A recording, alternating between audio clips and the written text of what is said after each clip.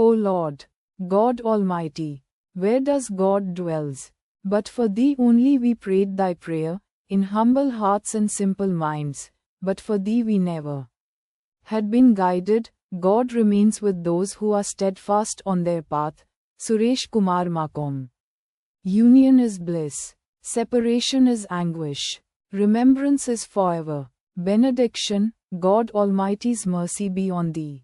My teacher, Pujya Shri Raghavendra Rao of Raichur, Karnataka, India, and my Lord, Mahatma Shri Ram Chandraji Maharaj of Shahjahanpur, UP, India, our Lord Mahatma Ram Chandraji Maharaj, while welcoming the mankind for the spirituality and for practical experiences, he declares, the end of religion is the beginning of spirituality.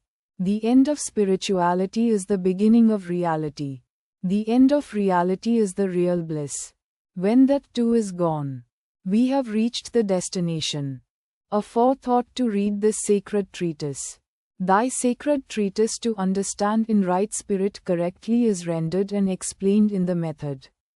About the method of practice, which is to be apt and proper of discerning the essence of meaning and understanding, which could evolve right interpretation, sowing the seed of conviction in the depths of the being, thereby prompting me to adopt the practice as you thought fit and proper is possible only by Thy everlasting helping hand and guidance with your love, not otherwise realized by me.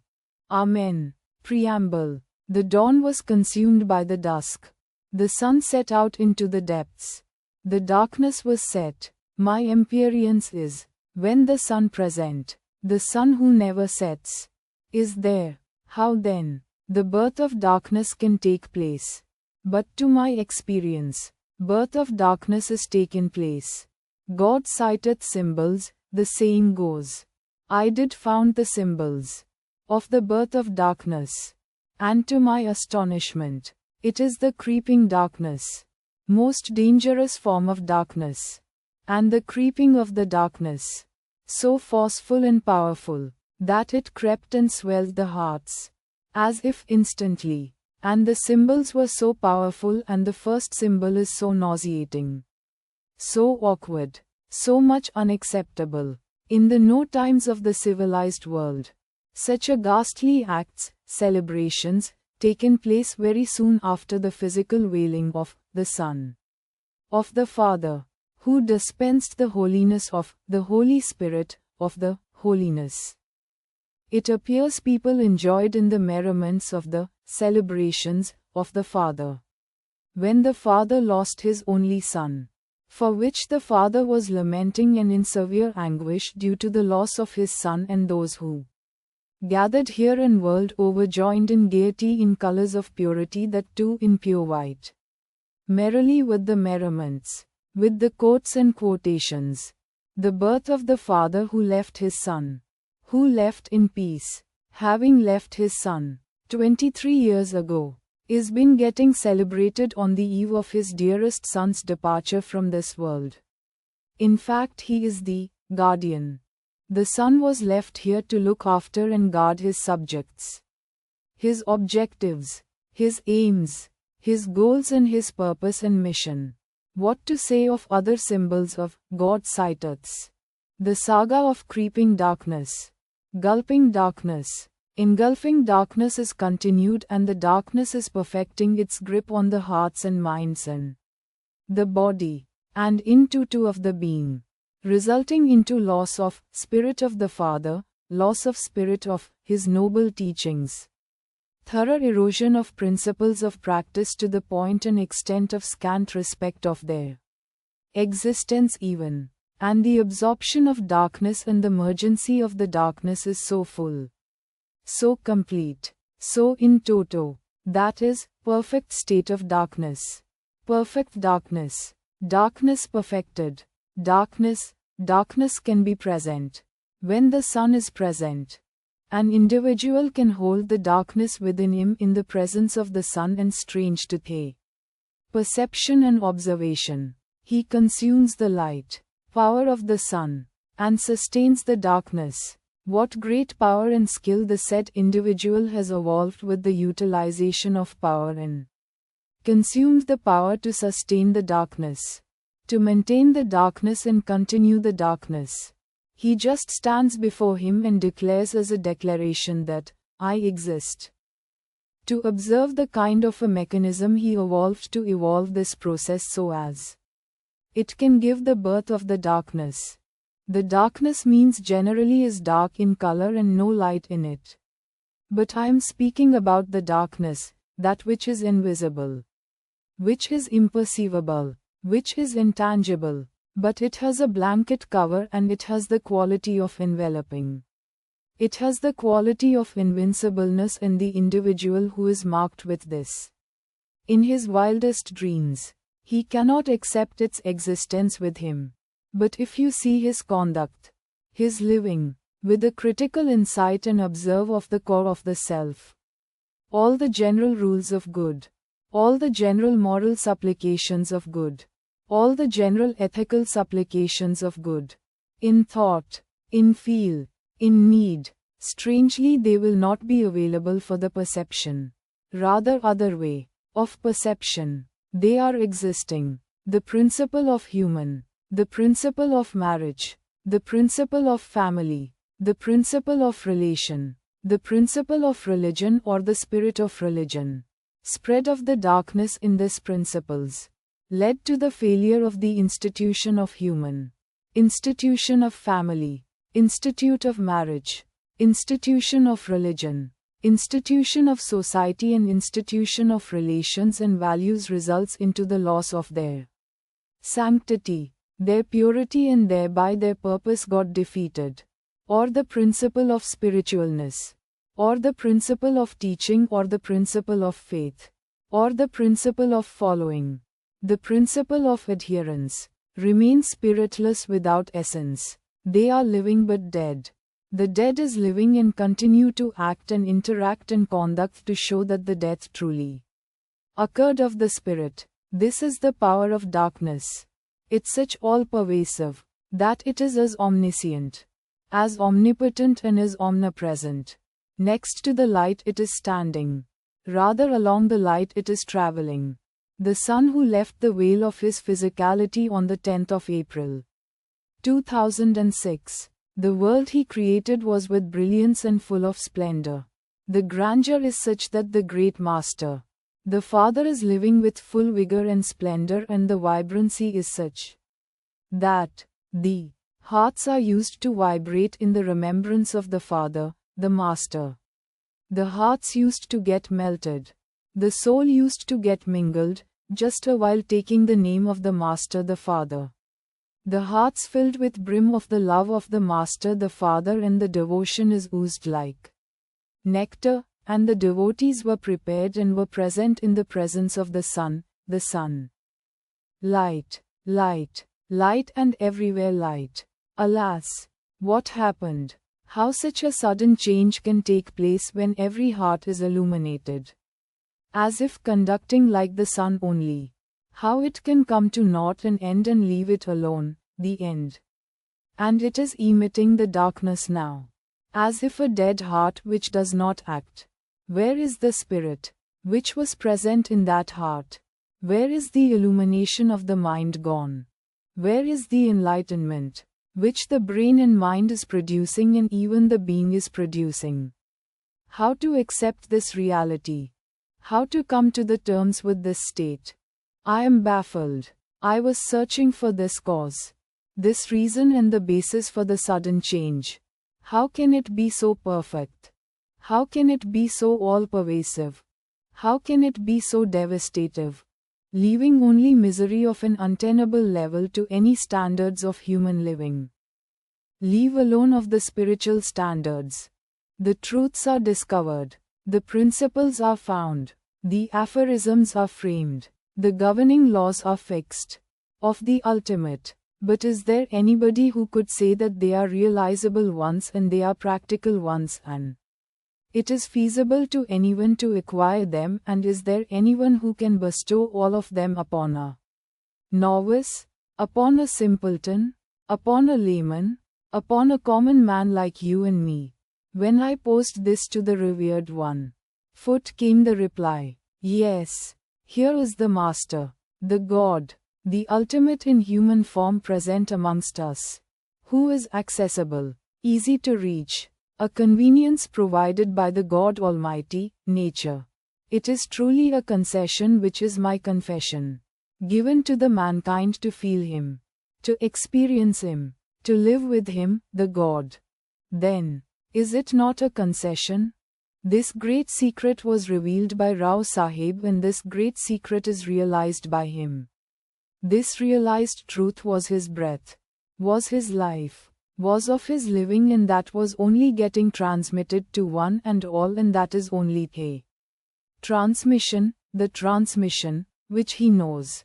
Other than this transmission there is no other transmission existing for him for the practical purposes, for the academic interest. He used to explain about the nuances of the transmission and intricacies of the transmission and ways of the transmission. He is the only existence. The dawn has taken place now. Dispelling of the clouds of the darkness has taken place.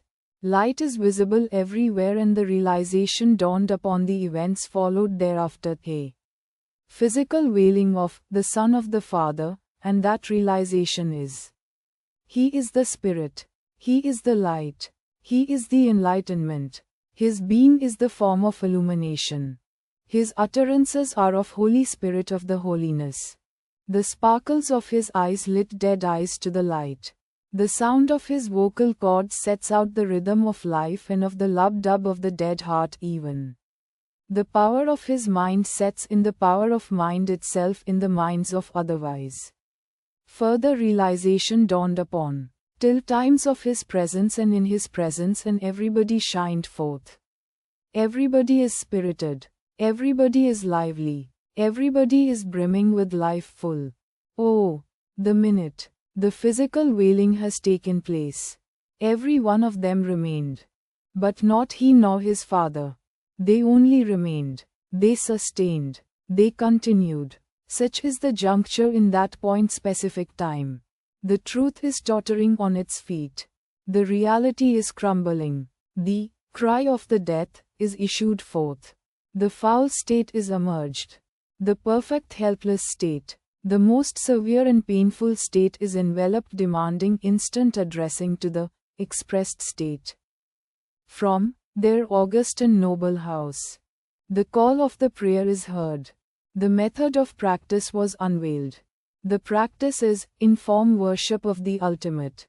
The means are prayer, meditation and affirmations, with the live link to be established with the pure divine, with the help of the Smaran. The consent of the Adi Guru obtained.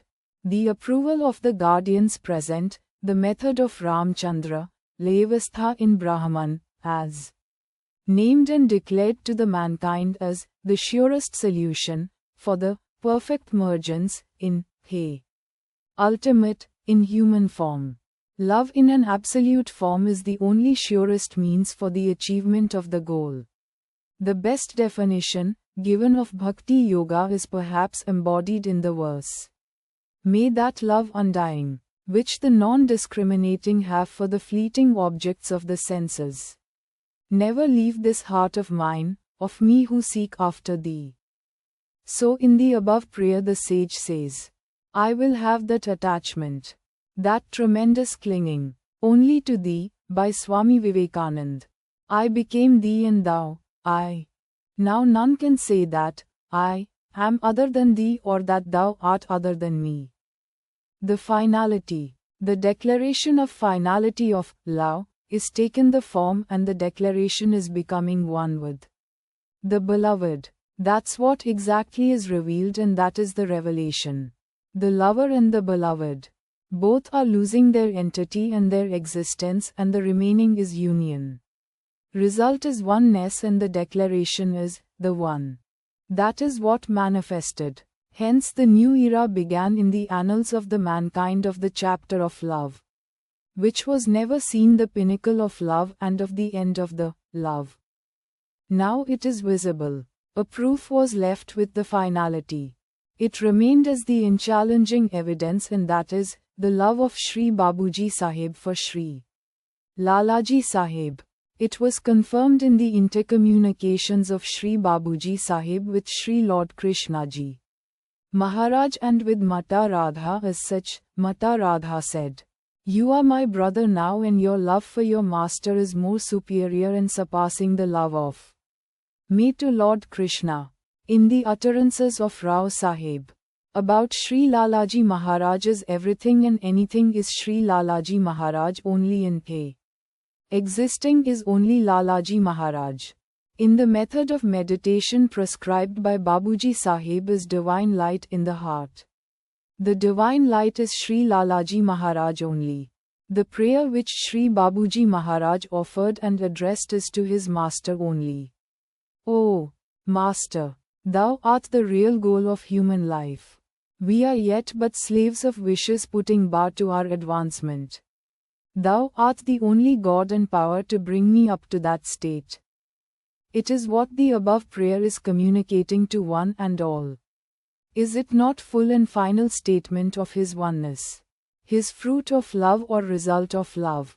In the eyes of Shri Babuji Sahib, what Shri Lalaji Maharaj is. In the following para extracts from the book of The Truth Eternal, we can feel amply the love of him, of the era of Adi Guru Shri Ram Chandraji Maharaj, Lalaji Maharaj, of Fatehgarh, UP, India, 1873, the 2nd of February 1873. The life and living, at the age of 7, within 7 months period, his making, his learning, and his achieving of the supreme goal set. First and only time he came to this world, the divine light. He is loved by both Muslims and Hindus. He started gracing the world openly, and he named it as a training for the particular people in for the specific purpose.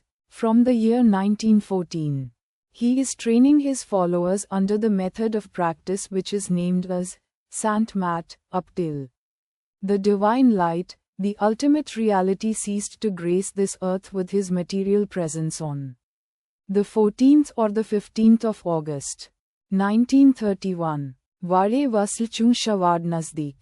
Atishe shauq tez tar gardad. As the coveted hour of merger with the beloved gets nearer, so increases the fire of desire of him. Truth eternal, the special personality, the divine light, who brought the tidings of existence of transmission, pranasya pranha, back, homecoming, to the mankind, which was lost and forgotten in the very land of its birth. With the special will which is at his disposal and with the help of the transmission, he used to effect and achieve results of cleansing of inner self, making, preparing of the being, proper and befitting. He used to advise certain people to do japa, mantra, pathana, adhyayana, meditation of Om, Gayatri, and to some aspirants, he used to ask them just attend the satsang. Lalaji considered spiritual perfection to be based on 3 things. Truth eternal. 1. Love for the Master. 2. Satsang with the Master. And 3. Obedience to the Master. People of any caste or creed, followers of any religion whatsoever, who had a thirst for reality could get training from him. He employed different methods of training for different persons. He believed in religious books of all the dharmas and respected all the saints. Training was imparted according to the capacity of the disciples.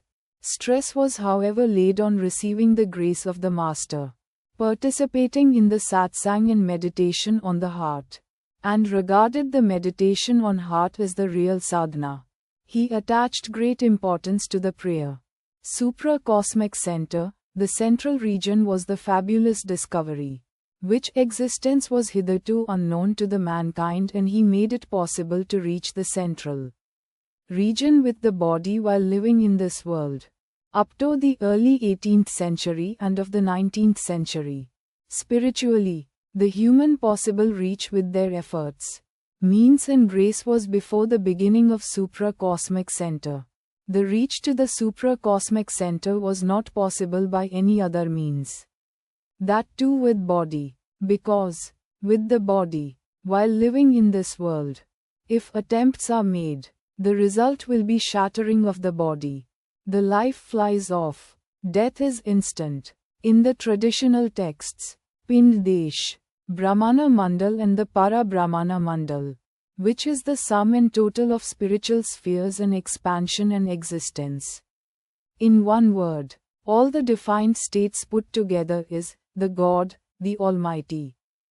Shri Lalaji Maharaj, the Divine Light, Adi Guru, did bestow highest spiritual states to some of his disciples and empowered them with the power of transmission, limited and to the extent to impart the training, basically to achieve the objective of inner cleansing. And in some, he bestowed the power of cleansing as well as preparing. And to some, cleansing, preparing and also making as befitting and proper, which state as he, Lalaji Maharaj, deemed fit and proper. They were called as trainers and couples of them are also named as preceptors. Ram Chandra Ghar Ka Chirag Banega, Shri Lalaji Maharaj. The era of Shri Lalaji Maharaj had begun on the 2nd of February, 1873, ceased to grace this earth on the 14th or the 15th of August, 1931. Ram Chandra Ghar Ka Chirag Banega, Shri Lalaji Maharaj. On the night of the 14th of August, 1931, at 1 a.m., the ultimate reality ceased to grace this earth physically, only to exist spiritually and eternally. The occurrence of transfer, occurrence of becoming, occurrence of oneness by way of occurrence of transfer in entirety of everything is present. From there, the presence left, here the presence felt, presence remained. Only the presence remained. The revelation, I became, thee, and thou, I. Now none can say that I am other than thee or that thou art other than me. Completed the process of oneness and his presence. The light of the house of Sant Mat is Ram Chandra, whose era begins now. Long awaited declaration was presented to the mankind on the 31st of March. 1945, the Master of the Universe had come into presence. The saga began at the age of 22 years of Ram Chandra Saxena, who touched the feet, who got smeared the dust of the holiness. Adi Guru Shri Lalaji Maharaj, Mahatma Samarth Guru Shri Ram Chandraji Maharaj of Fatehgarh, who is the ultimate reality, who got the first smearing, who got connected with the ultimate reality. Firm and robust is the nature of the link established, permanent in nature to the eternity. Seamless is its joint. At the touch of the holy feet, first smearing of grace enveloped the heart. Began the revelation of grace. Instancy was the mode. Pouring in began of the grace. Of the saints too, of every order and method. Of the present times. Of the ancient times and times of the year. Revelation continued. Realization occurred. Head smeared with the holiness holy dust. Mind was made. Brain was prepared. Transfer and transformation completed. Existing existence realized. The process of unveilment only left and remained. But continued of the Lord. The Lord present was in waiting. Waiting to be declared. The Lord is present and also the Lord is existing. The process of revelation of the Lord is conducting, lived thereafter. The Lord is living. Soon after the declaration of the Lord is living. The process of unveiling and unfurlment, setting out the very pace of the time and the very clock of the time. Declared this training module, from beyond time. As the time and space are interdependent, the so-called physical time and space. Same could be applied for the spiritual time and spiritual space. When once you break one principle, the other principle also gets broken. Vice versa, The pace and velocity of this spiritual energy is unknown and is not known till this date. But the proof of the spiritual time, the spiritual space, the speed and velocity of its energy and the spiritual manifestation stood before us in the human form of Ram Chandra. That human form of Ram Chandra is that very ultimate in human form, with the ultimate conscious as his conscious and the ultimate reality, his existence. The physical existence, from the form of ultimate reality. The divine light, Shri Lalaji Maharaj flown is only the ultimate reality. Transferred only the ultimate conscious. That very divine light is the form. That exists only in the ultimate space. That activities are conducted in that ultimate time. That all the things are formed is Ram Chandra. That Ram Chandra says, I am a human, main insan hoon. Who else can this be? What else can he be? How else can he be conducting? We can perceive in this unparalleled magnanimity of the divine light, Shri Lalaji Maharaj bestowed upon the mankind to present to the mankind that very Lord. Hence the Lord is present living in the human form, conducting as the Lord. That only can be the reality. Is it not a concession? Is it not a convenience? If attempts are made to perceive, to understand, my intellect is getting stupefied. My mind is stunned, left in a deep shock, left to live with it. No other option. He is Ram Chandra, the Master, revealed the ultimate, defined the ultimate, demarcated the ultimate as the region of heart of 5 circles of spheres of energy, named as the region of Maya, the region of the mind of 11 circles and spheres of energy, name as region of Ahankara, 7 circles of supra-cosmic center, the central region, the spheres of splendor and the center, the last and the final state, the conglomeration of points, the power centers. One section he classified as 13 knots, major knots, granthis, 63 points, power centers having superconscious states, arranging of them in order, awakening them, arising them, harnessing them, based upon the need for the purpose to be achieved, got presented by him to the mankind for their perusal of the vastness of it and hugeness of the issue. He prescribed a one method, a unified method of meditation on heart, taking the divine light as the base, and divine light is Shri Lalaji Maharaj. It is an unified method, applicable to all. Shobha, Upadan Karan. The first turn is the cause of the birth of the mind. He proclaimed to the world. Hence it is possible only with this medium to back to the home or to acquire back the original state as the element of the first turn is the element which got transformed as the mind in the human. It is his discovery. It is he alone could trace the source of the mind and the identity of the mind, and he is the personality who could discern the quality, quantity, substance of the mind. He identified and marked the power, marked the energy which is all-pervasive, which is omniscient, omnipresent, omnipotent in the human, and that energy he named as thought, and he said that that is the thought power, with the help of which man can go down to any depths and can create any depth of low, and he can keep on creating it, with the help of the same energy. The thought, when applied, it becomes thought power, with the help of which he can raise from any low to any height, and the height is up to the supreme, and supreme itself. In its pure form the emergency can be perfect, can be completed, can be total, with the pure divine. This is his exclusive discovery, and it is the greatest revelation to the mankind. He released the bond of secrecy. He released it from the slavery of few. He opened the gates for one and all. He released this from the clutches of secrecy. He liberated this from the clutches of secrecy, paving the pathway for the free thought and free mind, breaking all the barriers, and it became an open source. It became a free source and open to all.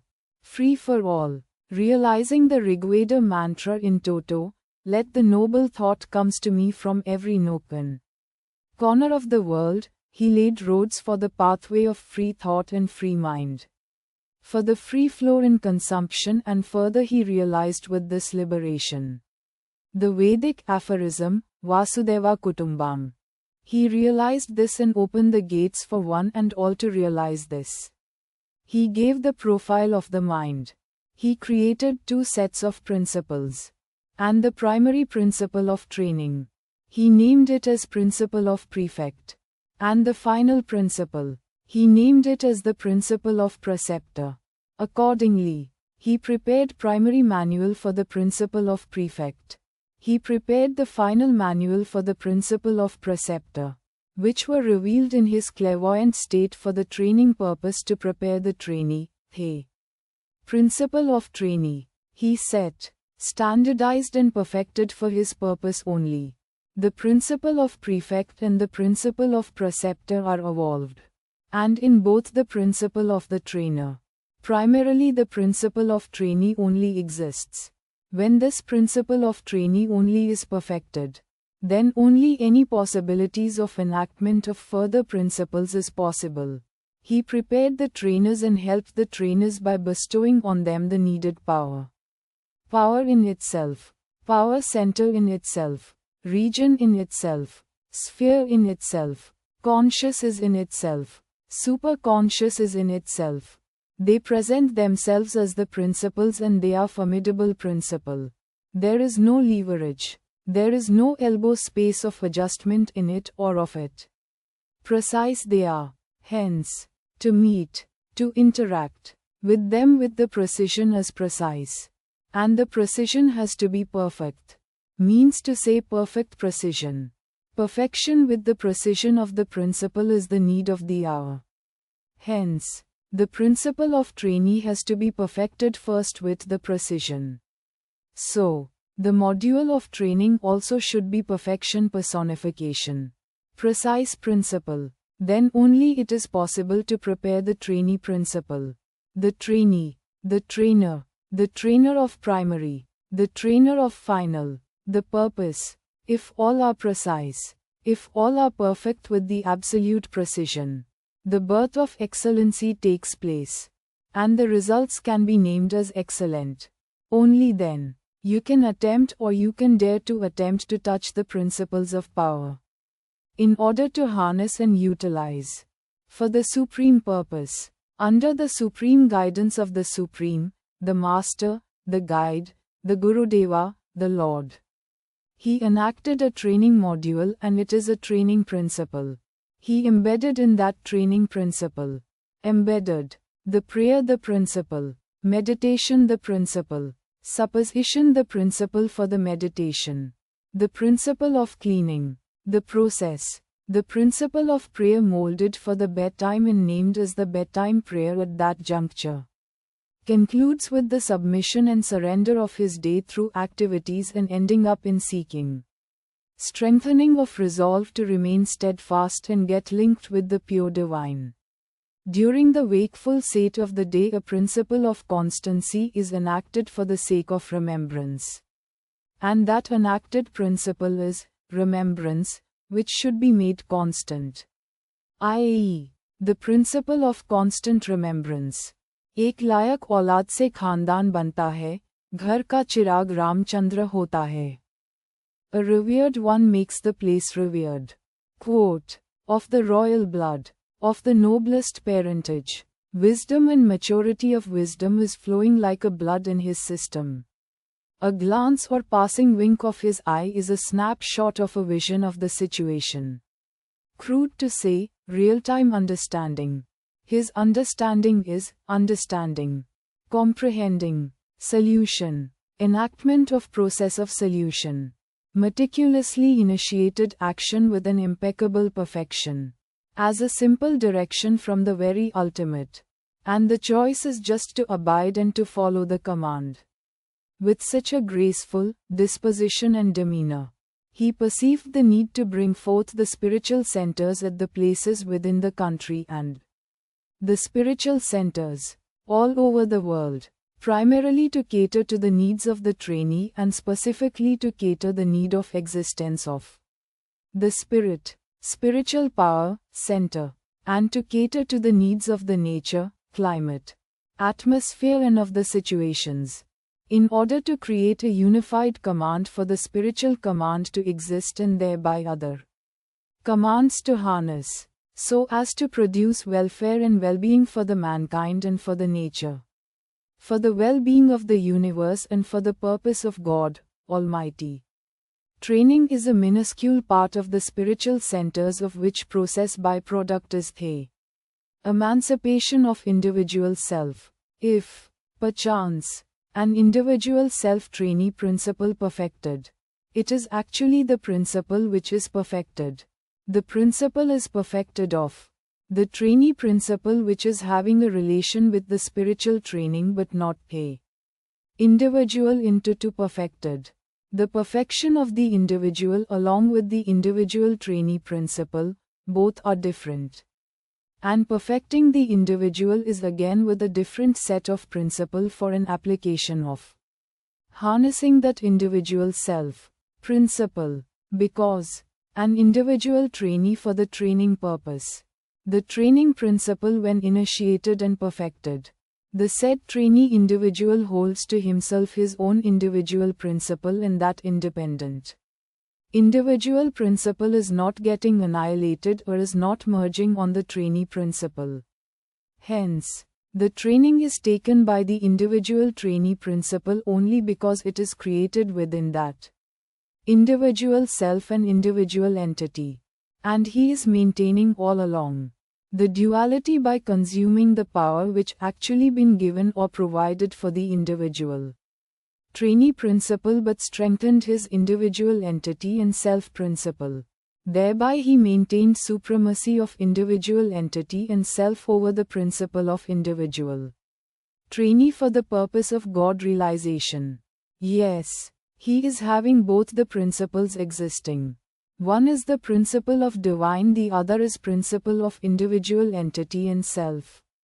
The nourishment and nutrition provided by the Master with his divine impulses is greatly consumed of the great amount by the individual self and entity for the mundane purposes.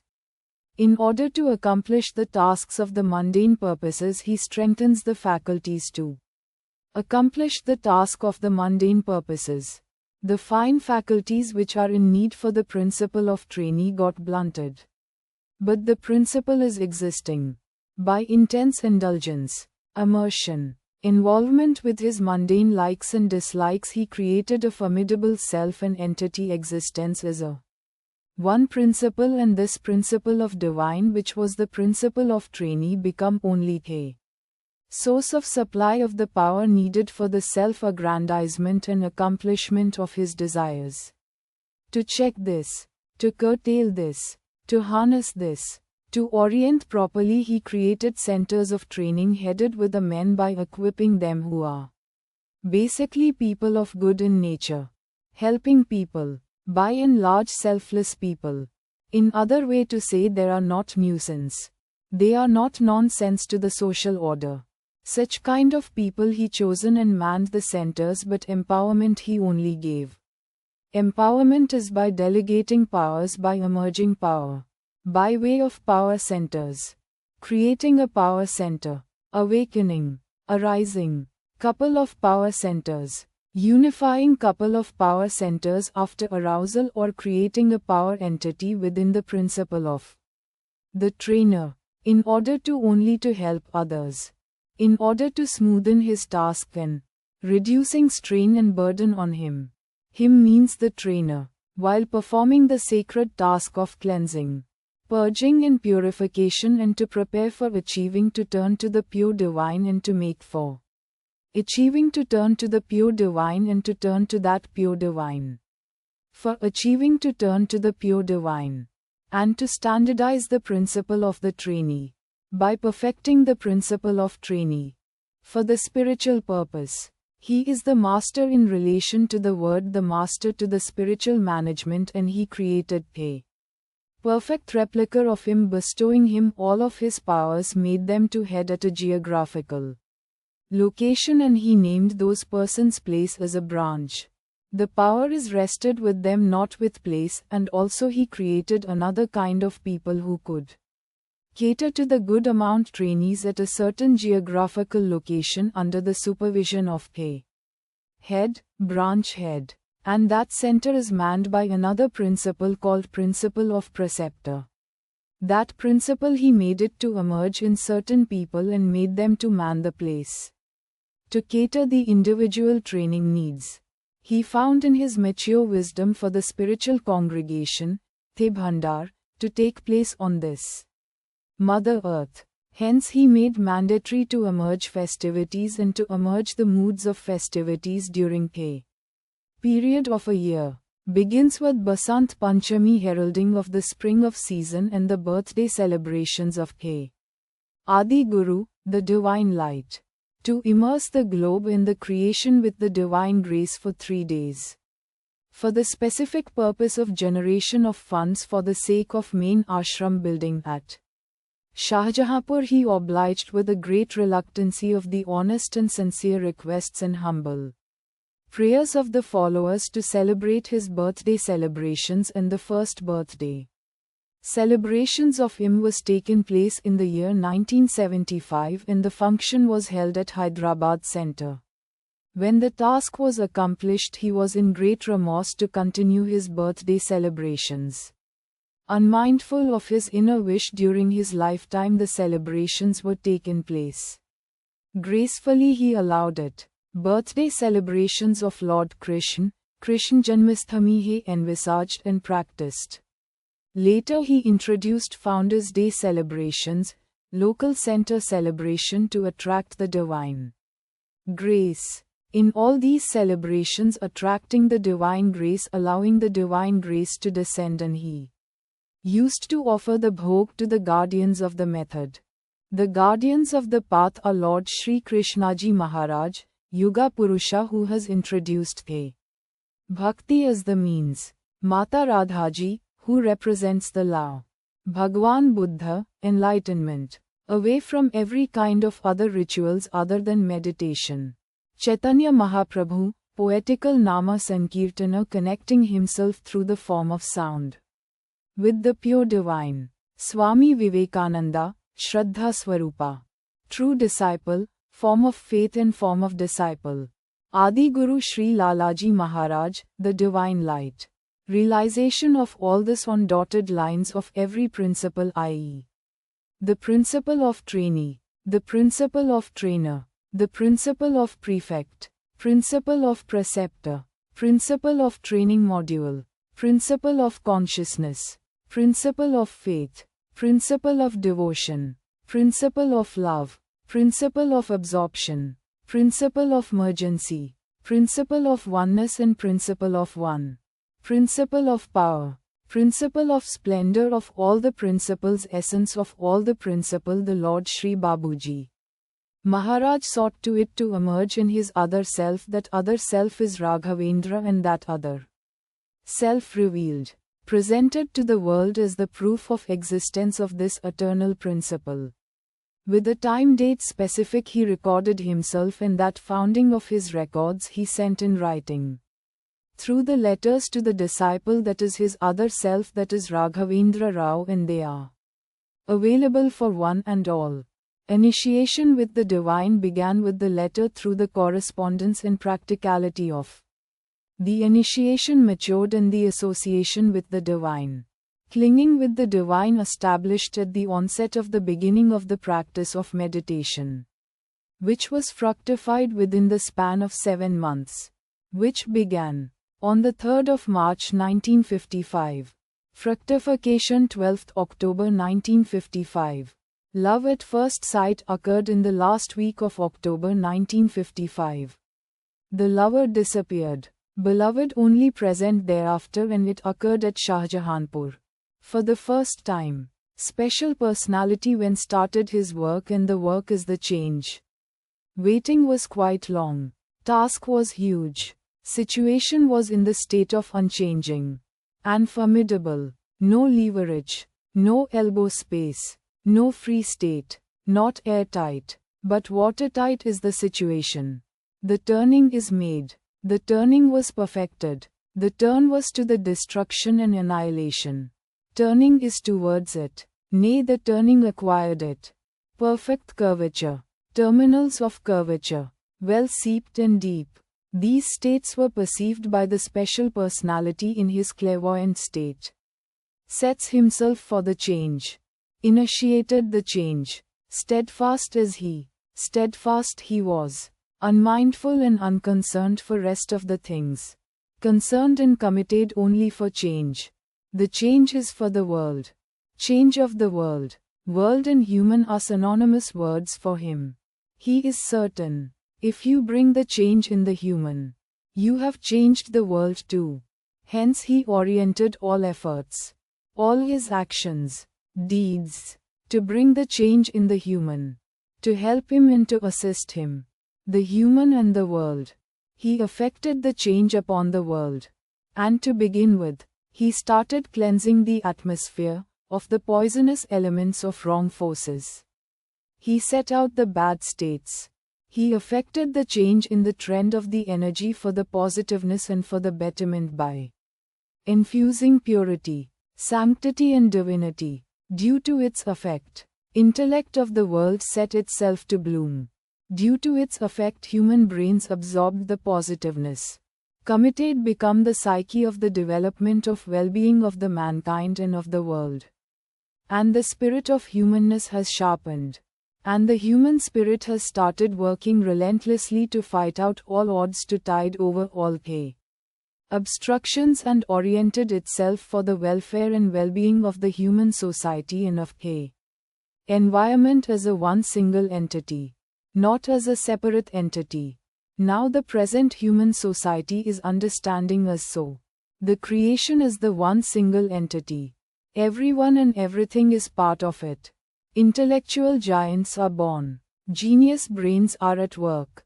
Mighty men sprang up. But the task is half completed. As the spiritual well-being and the spiritual welfare not attained yet remained incomplete, the world presents itself with the spiritual pygmies.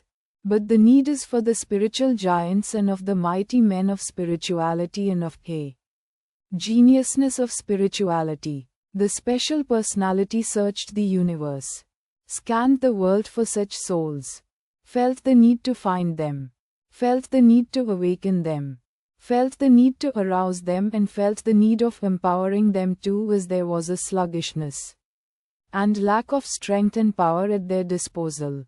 If the special personality found the need of power availability for innumerable tasks, and he infused ample energy and power so as to be available for the right mind and right-spirited people at their beck and call, and he created reserves and reservoirs of it.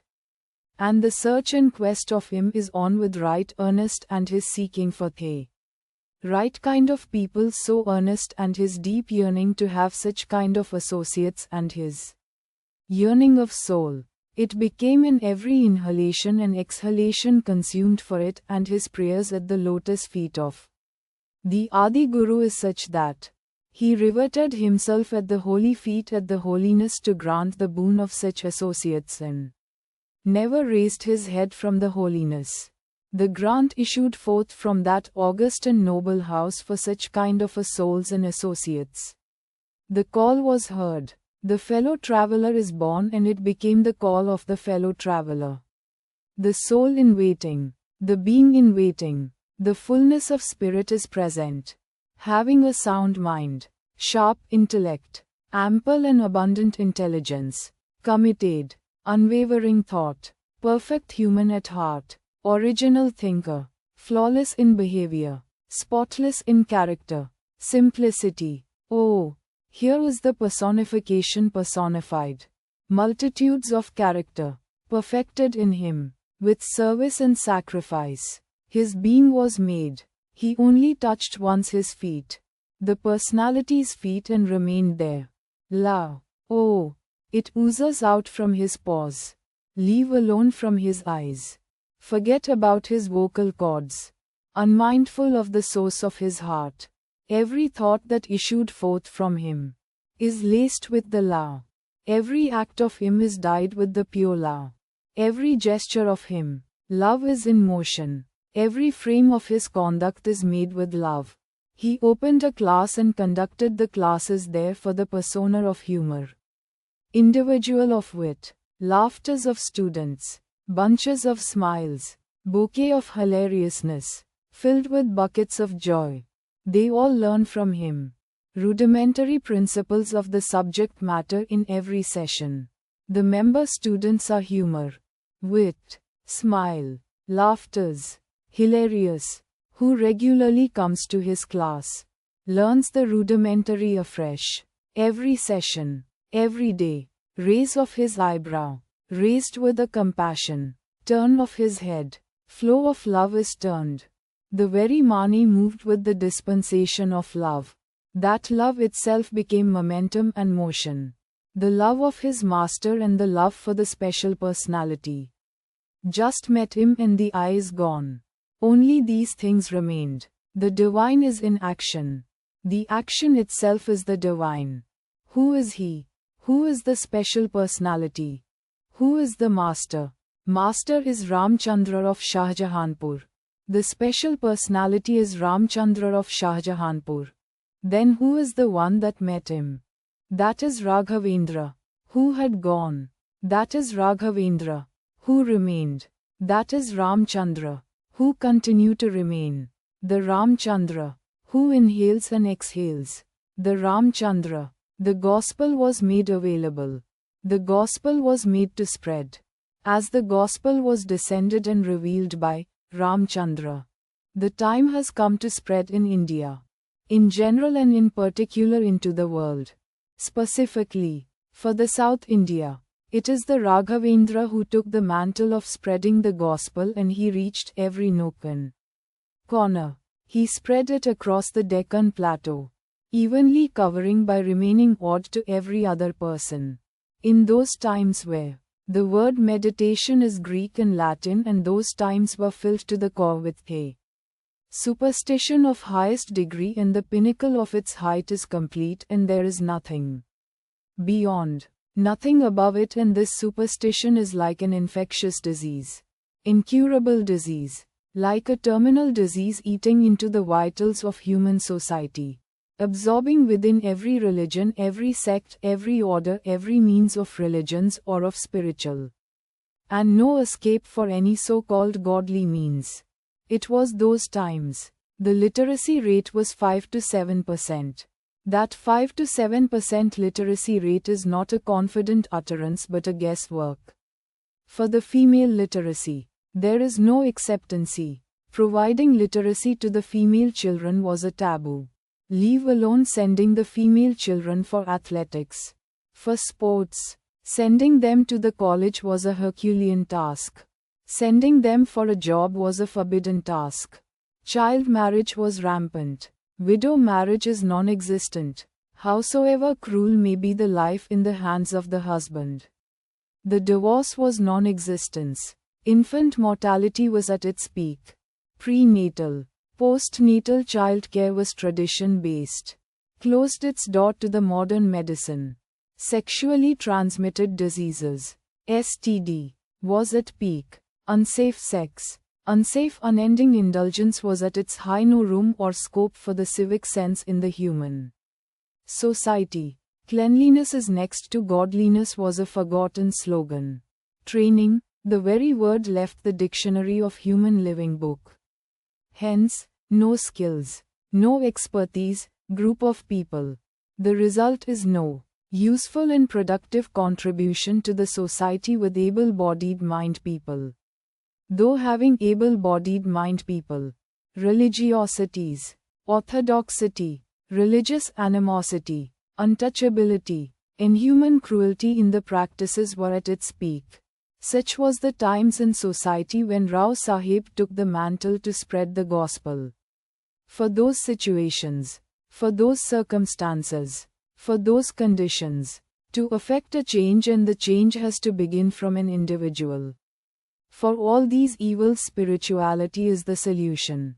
And the spiritual solution is only the best, and to bring the spirit or spiritual well-being of an individual is only the surest means, which he deduced in his mind and found the meditation is the best solution. The gospel is humanness, the faith in the humanness, faith in the God, the faith in the Master. Believe in yourself and trust that you are human. Faith in the humanness of you, that humanness is nothing but the essence of godliness. To remain and to sustain the humanness, need to remain with it is essential. To remain with it, you have to practice it. As practice makes the man perfect, then to practice, you have to feel it, and to feel it you have to experience the heart, and that heart should be filled with it. Then only you can feel it.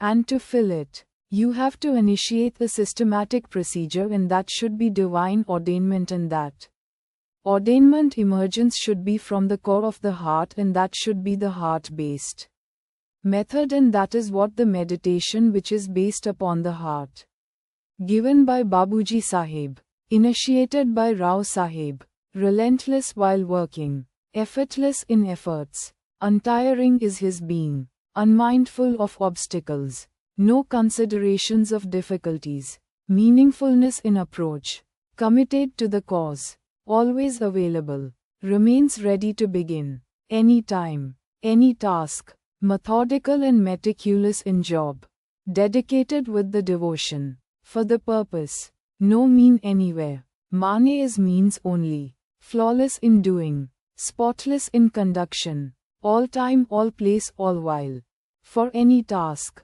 a willing instrument, be it spiritual, be it nature, be it divine, be it mundane, be it organization, be it administration, be it finance, be it philosophical, anything and everything, that is what is Raghavendra Rao. In the eyes of his master, Raghavendra Rao is his master's voice, the supreme servant of him. Raghavendra Rao address is another address of the Ram Chandra, of the headquarters. English saying, officers are born, not made. Preface. Physical, mental, psychic, and spiritual existence is accepted of human race, and maintenance of its well-being is essential to exist and to remain on this planet, so that the state of harmony and peace prevails on this planet for animate and inanimate objects of manifestation of nature and for nature itself. Food, fear, sleep, and cohabitation are major necessities or characters of human. Food is need of the physique, fear is of the mind, sleep is requirement of psychic, and cohabitation is requirement of physical, mental, psychic, and spiritual well-being, in which the act of procreation is inbuilt and embedded thoroughly into human system. First primary three existences are self-explanatory and known to all, whereas the spiritual existence and well-being is needed to be thought, as it involves not only the four existences of expressed states but also of innumerable states in the form of consciousness, forms and states, still possessing and having the same characters and needs of human existence. Spirit is generally classified into four forms of appearances: plane consciousness, subconsciousness, unconsciousness, superconsciousness. Further grouping is possible in order to understand, to analyze, and analyze in order to understand. Plane consciousness and subconsciousness are two faces of the same coin, forming as one group.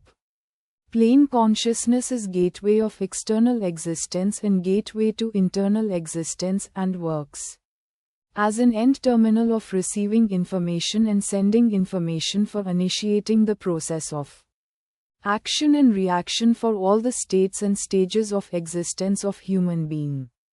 Subconsciousness is the depth of consciousness, whose basic function is to relax the tired state of human of all his existence by connecting it to the divine impulse, so as to refresh and relax the existence by allowing the natural state to prevail in that conscious, Unconsciousness is a middle state which is independent in nature and after the states of plane consciousness and subconsciousness and before the superconsciousness. Rather, we may call it as primary state of superconsciousness. It is directly responsible for the functions of internal parts and its well-being in continuity. Apart from mental and psychic well-beings as well as of subconscious. Superconsciousness is the state which can be given as gift by an able and capable master of yogic science of superior order. Who? Which type? Very few times. This world becomes befitting to receive such a personality and method. What is superconsciousness? Where does it exist? Is there any practice prescribed to experience it and to acquire the same state? Why, first of all, we should think of that state of consciousness and seek to experience it? What way this is related to the mundane world ongoings? Too many questions and too complicated? Then, how? Superconsciousness is the mother of all consciousness and the source of existence and sustenance and functions of all, of past, present and future. It is all-pervasive and only Shri Babuji Maharaj prescribed that method of practice and made possible to acquire it. The physical body can exist only on this mundane world and consciousness is part of the spirit. Seeking doesn't grant us eligibility criteria, rather deservingness is. Then it is completely need-dependent and deserving state, and of the sweet will of the great master to bestow it. All the mystic experiences and visions as well as the knowledge of different powers and energies which take place on this plane and its functions and conduct. The basic and foremost inbuilt capacity of this consciousness is that it can be utilized to give permanent effect in molding and cleansing the mind of the trainee and mold it to fit into a state to receive the divine and its impulses. It is through and of this level intercommunion can take place, and Shri Babuji Maharaj said that clairvoyant state of highest order can be experienced through this consciousness only. Innumerable are levels, states and stages of superconsciousness leading to the state and stage of ultimate consciousness, which is the source from which every consciousness is born, sustained and continue to remain. Consciousness is the backbone of human existence and it is one of its expressions of spirit, and the subject is called spirituality. Thought, thought potency, thought process and thought application. Mind and its nature, mind and its character, mind and its states, stages and levels. Consciousness its states, stages and levels. Spirit and its essence. This subject matter is the subject matter of supermind and superhuman. Nay, the very nature has to manifest a being, or by creating such a state of atmosphere for that superhuman to come down to this earth with that ultimate consciousness and with that ultimate mind and with that ultimate power of thought. Rather, that very ultimate has to take human form through the process of procreation in order to explain, clarify, direct, orient, harness, mold and to spread the essence of above-mentioned subject matters for the human existence and its continuation. That he further has to equip himself with a suitable method of practice, means, and power to make it suitable to the tiny self called human being of present times. All the above comprises of the subject matter of spirituality, a very special subject, demanding a specialized way of study, and it becomes possible only by a specialist to study and to unravel the mysteries of the subject, and he must be a special personality. Ancestry and lineage of spiritual science. Fusion, and fusion. Fusible matter helped to achieve the fusion, that too achieving nuclear fusion of life and living. The fissile is the nature of life to achieve fusion, in the hands of Yoga Brahman, ultimate, and to emerge an evolver, Mahayogi, absorbing yogic science and yogic engineering, transforming the energies Emerged out of the yogic process, fusion and fission of energies is the personality of yoga, by the god of yoga and source of yoga, Ram Chandra of Shahjahanpur. Ram Chandra of Fatehgarh, the divine light, UP, India, made the event to happen and transformed it as phenomena, and Mahayogi was born. The 19th of March, Yoga Drishtra. They made, named as Raghavendra Rao, by their holy parents, pure pristine pearl of yogic wisdom.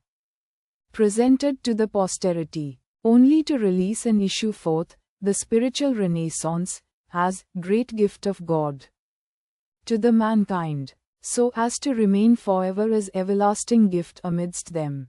By the divine light, and Yoga Brahman, melm of supplications of mine, mutely, of meek, at thy lotus feet. The yogic science of Raj Yoga was born in India 72 generations prior to Raja Dasarat of Surya Vansh dynasty, who achieved the peak and pinnacle with his self-endeavor, the source, the center, and became, hey, source of yoga, who gave the term, Raj Yoga, and found the same power of the center is present in the human being, in the form of thought power, and deduced in his thinking that it could be utilized to find solution, a thorough solution to the problem of life, and he structured it in such a way so as it could help the mankind. That knowledge was stored and it was preserved only with one intention, to help the posterity of mankind. He was swimming in the central region, being mostly attached to the center itself. He found out that the motion or stir of some power from beneath the center brought the present world into existence. The stirring thought is, in other words, called Upadan Karan, or Kshobh. This power, he named it as thought power, and he found its power is unlimited. And it is kingly thing in us. Hence the process of using is called Raj Yoga. And with it, he started training, steering us to our goal. The divine light graced and smearing of this planet with the divine grace taken place on Basanta Panchami day of 1873. The day and date is the 2nd of February 1873 at Farrukhabad, UP, India. A nature's prodigy, and named as Ram Chandra, and his visit is strictly restricted to the planet Earth, only to upliftment of mankind, out of oppression, out of darkness, which is his child's play, and he was awakened to the divine conscious while he was playing with his mates. When awakened, adjusted accordingly his life, and he realized himself, and to equip himself for the greater task ahead, in realized and attained perfection in only 7 months, really an unparalleled example. With him dawned the new era of yogic training through transmission, Parnasya Pranha, of which he was the master. Birth of Tarna's missions heralded an era itself. With the help of thought power, transmission, the training module was etched out, and with this way, he made it possible that a man could attain perfection in one life only, while leading a family life in Grahastha ashram, by simplifying the methods of spiritual training to a great extent and adjusted them to suit the requirement of the time.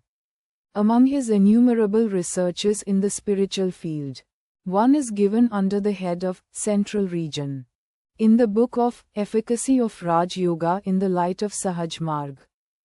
Brahman, the ultimate in human form, read, studied, reached and mastered and traversed the entire distance of and up to the ultimate, and expressed it as 3 regions: the region of heart, the mind region, the central region, and the center, and by way of stages of power 13 kNOTS with 64 points of concentrated power centers, after which, the final state, and the journey. He named it as towards infinity, and when asked for explanation of them he took the help of philosophy and named it as the philosophy of Sahaj Marg, and when inquired about the vibrations he expressed his direct perception, which depends upon the study of nature which was revealed by means of vibrations, and further cautioned that it is not only difficult but almost impossible to express them adequately in words. True love cannot be expressed by words. This is the very reality which is inexplicable in any way. And he said it that as reality at dawn.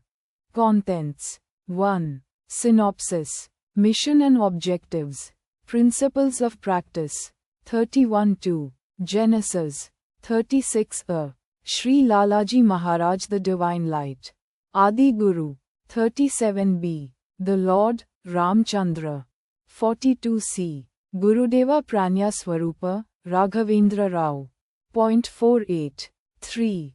The process of revealing of Layavastha in Brahman in Mahatma Samartha Sadguru, Paramapujya Shri Raghavendra Rao Sahib. 54-4. The transmission, the soul. Point 565. Introduction. Point 586. The central reality. 64-7. The heart. 65-8. The method of Ram Chandra, Layavastha in Brahman, to be one with the ultimate. Point 689. Practice of meditation. 69-10. Affirmations. Point 7011. The preparation. Point 7412. Aspect of Raja Yoga in the light of Layavastha in Brahman. 7913. Constant remembrance, Nirantara Smaranam. 9614. Bedtime prayer. Point 9815. Be connected. Be connected. Process of enactment of the method of practice. 9916. For thy passing wink of yea. A solemn prayer. 102:17. Dharmam chara, satyam vada, satyamev jayate. 104:18. Directions to follow soon after the completion of an individual meditation session or group meditation session. 114:19. Affirmations, comprehension and purpose. 116:20. My experience about cleaning. 127:21. My feeling about prayer. 129:22. Turning to the heart. 131:23. The need of Guru. 133:24. Help of the trainer. 136:25. Practice adoption help, nichore essence of the practice. 154:26. Pragmatic insight of contents used. 160:27. The philosophy in the light of the method of Ramachandra, Layavastha in Brahman. 179:28. Declaration. 188:29. Epilogue, feelings. 190. Synopsis. Mission and objectives. Principles of practice. To spread Brahma Vidya. To remove oppression from the oppressed. To assist those honest and sincere seekers on the path of God realization or self-realization. Within short span of time or within this very life. Goal of human life. Layavastha in Brahman, to be one with the ultimate. This is the in-form worship of the ultimate. The ultimate. Thou art the only the existence. Thou art the only the truth. Objectives of the method. In the voice of my Gurudeva. The I is nothing but he alone. The he is nothing but the ultimate. The ultimate is nothing but Ram Chandra in human form. And Ram Chandra says, I am human, main insan hoon.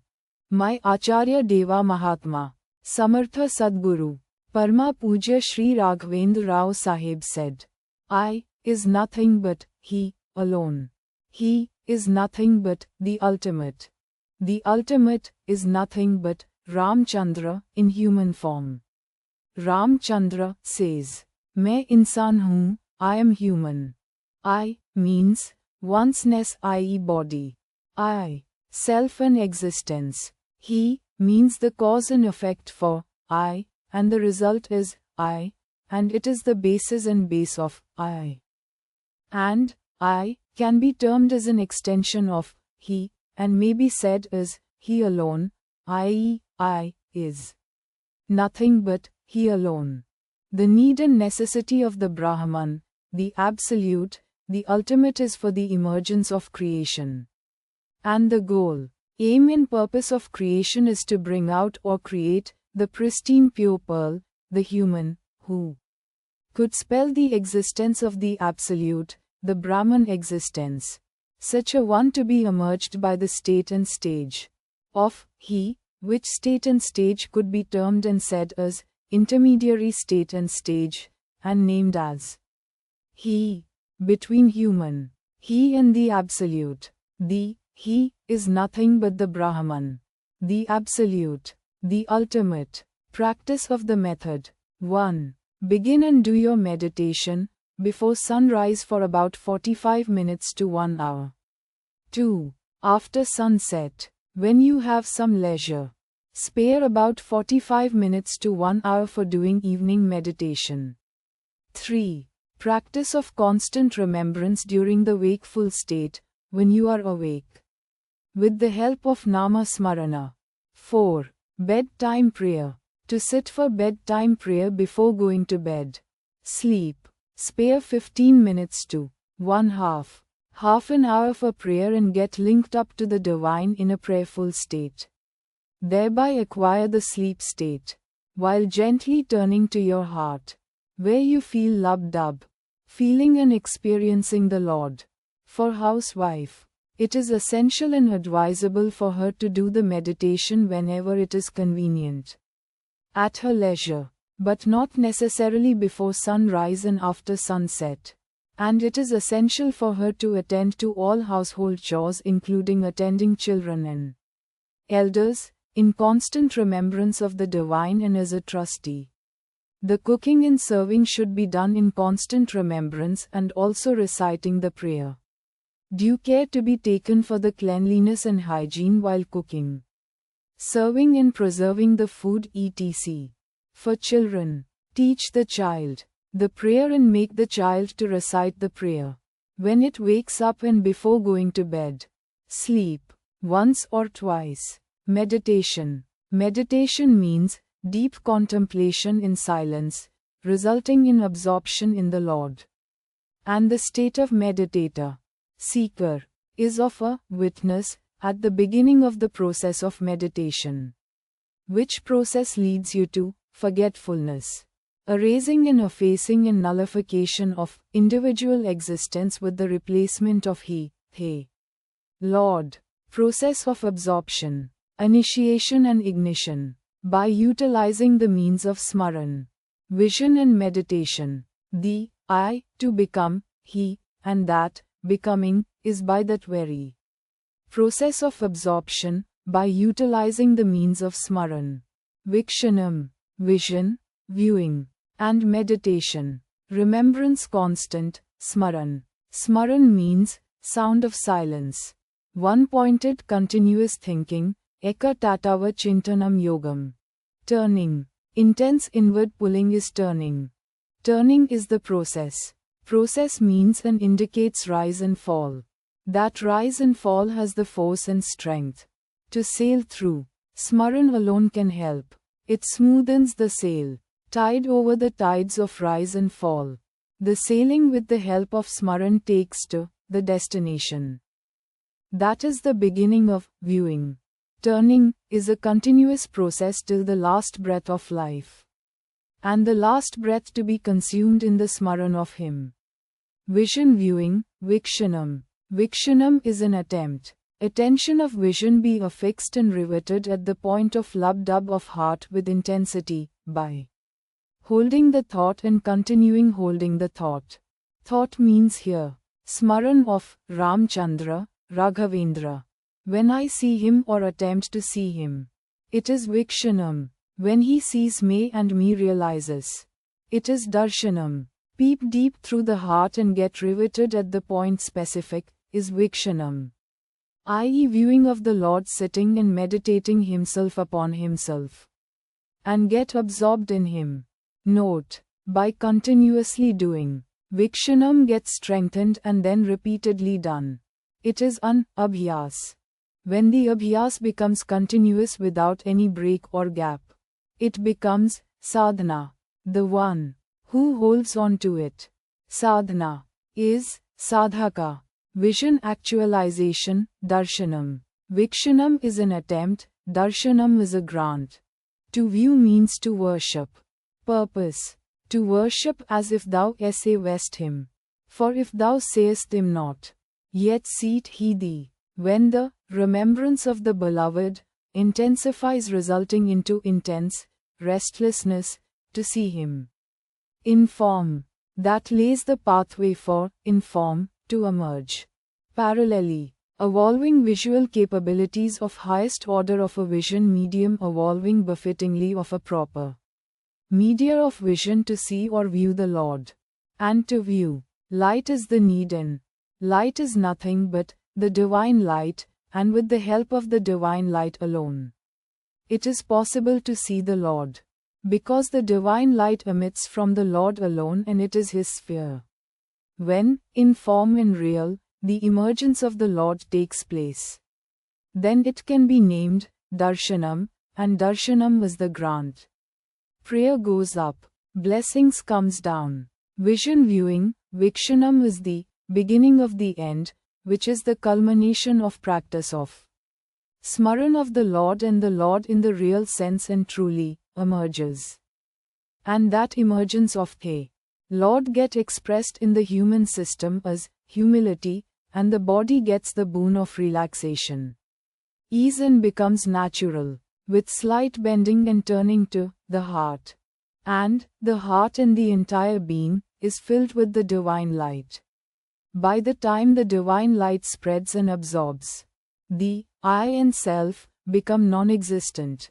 And the Lord has begun the meditation, meditating himself upon himself, and he is the only existence.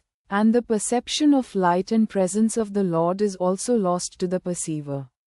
When the intensity is increased to such an extent and the process of absorption is set into motion, the perceiver got absorbed in the Lord.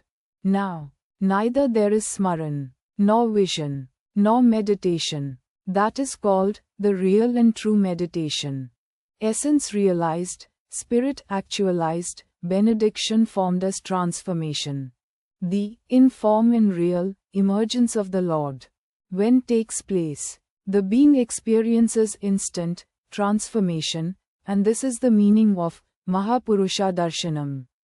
Kim Phalam, which makes the being proper and befitting to get absorbed or to get merged in the Lord.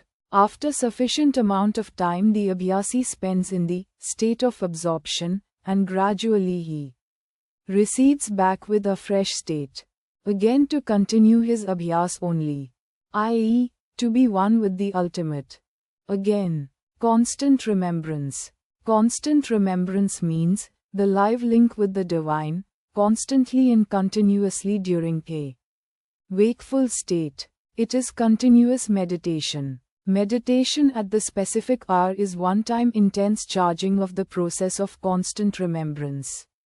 The spirit of constant remembrance is deep acceptance in the depth of one's being, or taking deep impression of the Lord of his greatness, simultaneously realizing his own finiteness, experiencing the infiniteness, which transforms the conscience, giving appearance without conscious awareness, but coming to his own experience. Note, just gently turns to his heart. To say in one word, intense inward pulling. By heart the affirmation and the prayer with comprehension. Begin the meditation uttering the affirmation once or twice with the prayer. Recite the affirmation in the middle of the meditation. If you are unable to stay steadfast of the meditation, this is the in-form worship of He ultimate, and the ultimate in human form is Ram Chandra. Genesis. Shri Lalaji Maharaj, the Divine Light Adi Guru. The Lord, Ram Chandra. Gurudeva Pragnya Swarupa, Raghavendra Rao. The Divine Light. Adi Guru Shri Lalaji Maharaj. Mahatma Samarth Guru Shri Ram Chandraji Maharaj, Fatehgarh UP, India. Advent of dawn. It was during this era of hopes and fears, skepticism, misguided beliefs, uncertainties and suspense that the divine light descended on earth on the auspicious day of Basant Panchami, February 2nd, 1873. Samarth Guru Mahatma Shri Ram Chandraji was born at Fatehgarh in the state of Uttar Pradesh in India. A silent promise made by nature. A disguised hand was extended for help and, though unknowingly, humanity set about throwing off its load and freeing itself from the iron bands it had itself put on. At the age of 7/8, he had an inner awakening and divine guidance to refrain from his childhood childlike and to turn to the divine awareness, and the communication was clear to him that he has not come to this world to engage himself in childhood child-like activities.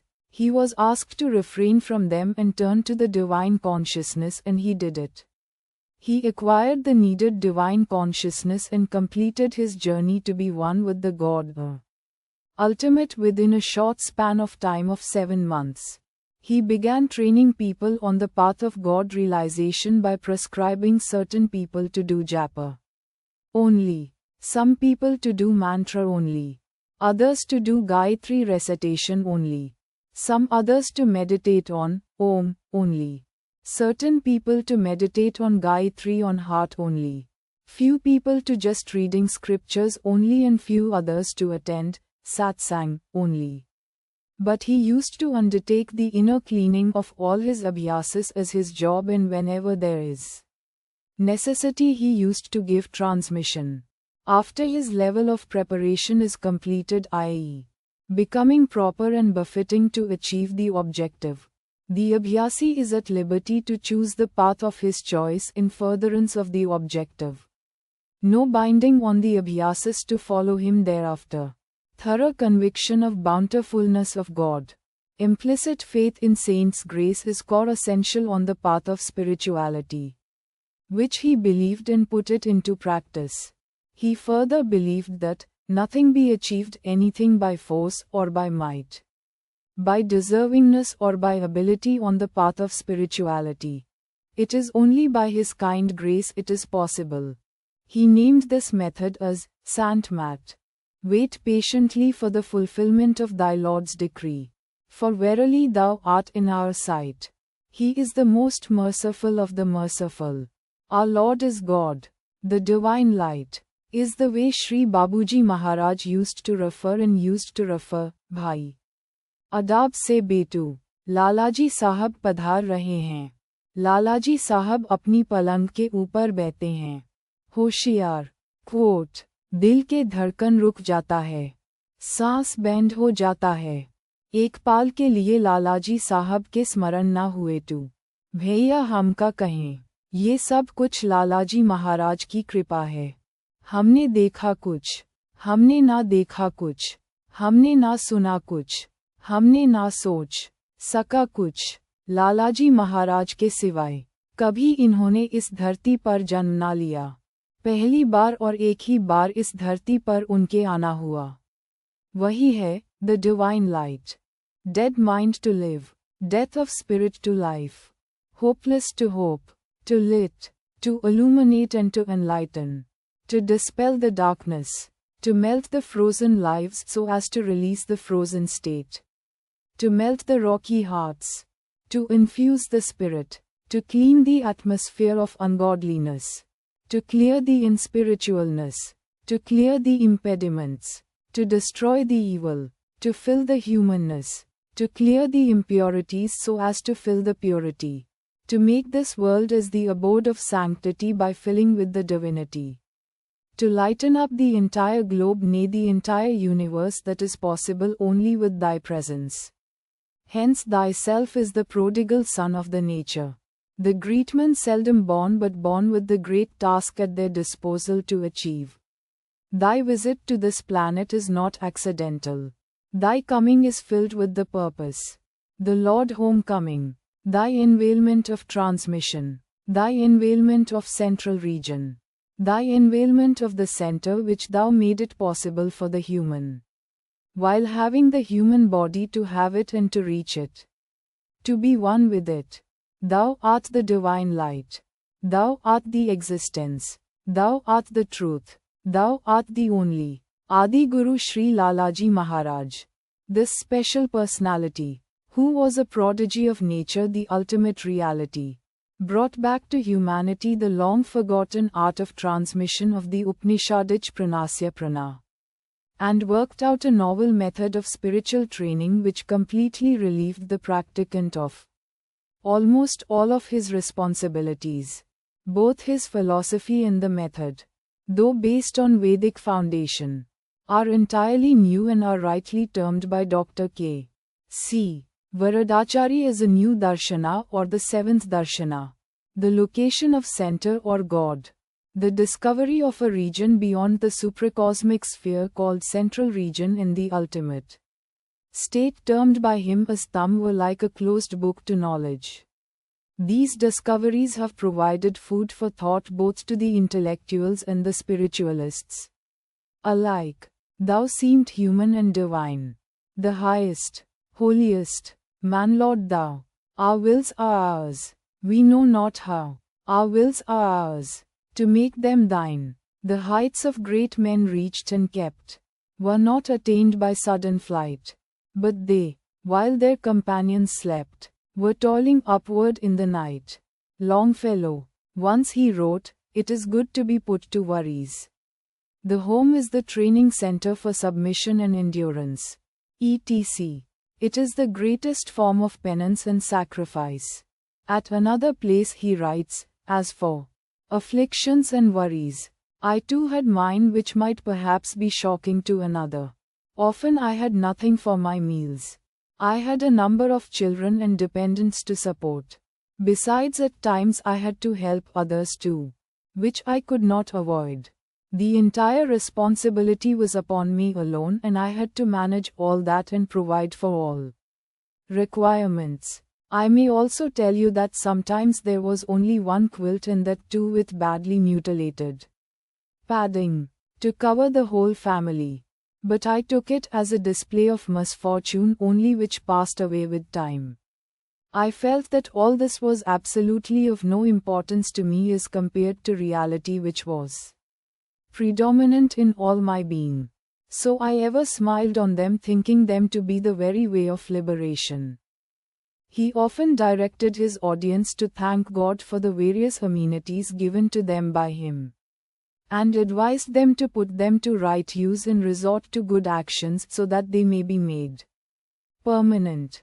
It is easy to agree with Isaac Walton when he says, "God has two dwellings, one in heaven and the other in a meek and thankful heart." O thou immortal deity, whose throne is in the depth of human thought, I do adjure thy power in thee, by all that man may be, by all that he is not, by all that he has been and yet must be. Shelley. Display of miracles was extremely disgustful to him. If someone attains siddhis in his sadhana, he at once removed that state. Ego was likewise never allowed to grow. He advocated that the aspirants, practicants should always remain away from siddhis until they reach their goal and the discipline is perfected. When the sarak reaches his goal, all his actions automatically become miracles. He held the opinion that the greatest miracle of a saint was to transform an animal into a perfect man. There is no denying of his full command over siddhis, but he never used those powers. Lalaji considered spiritual perfection to be based on three things: 1. Love for the master; 2. Satsang with the master; and 3. Obedience to the master.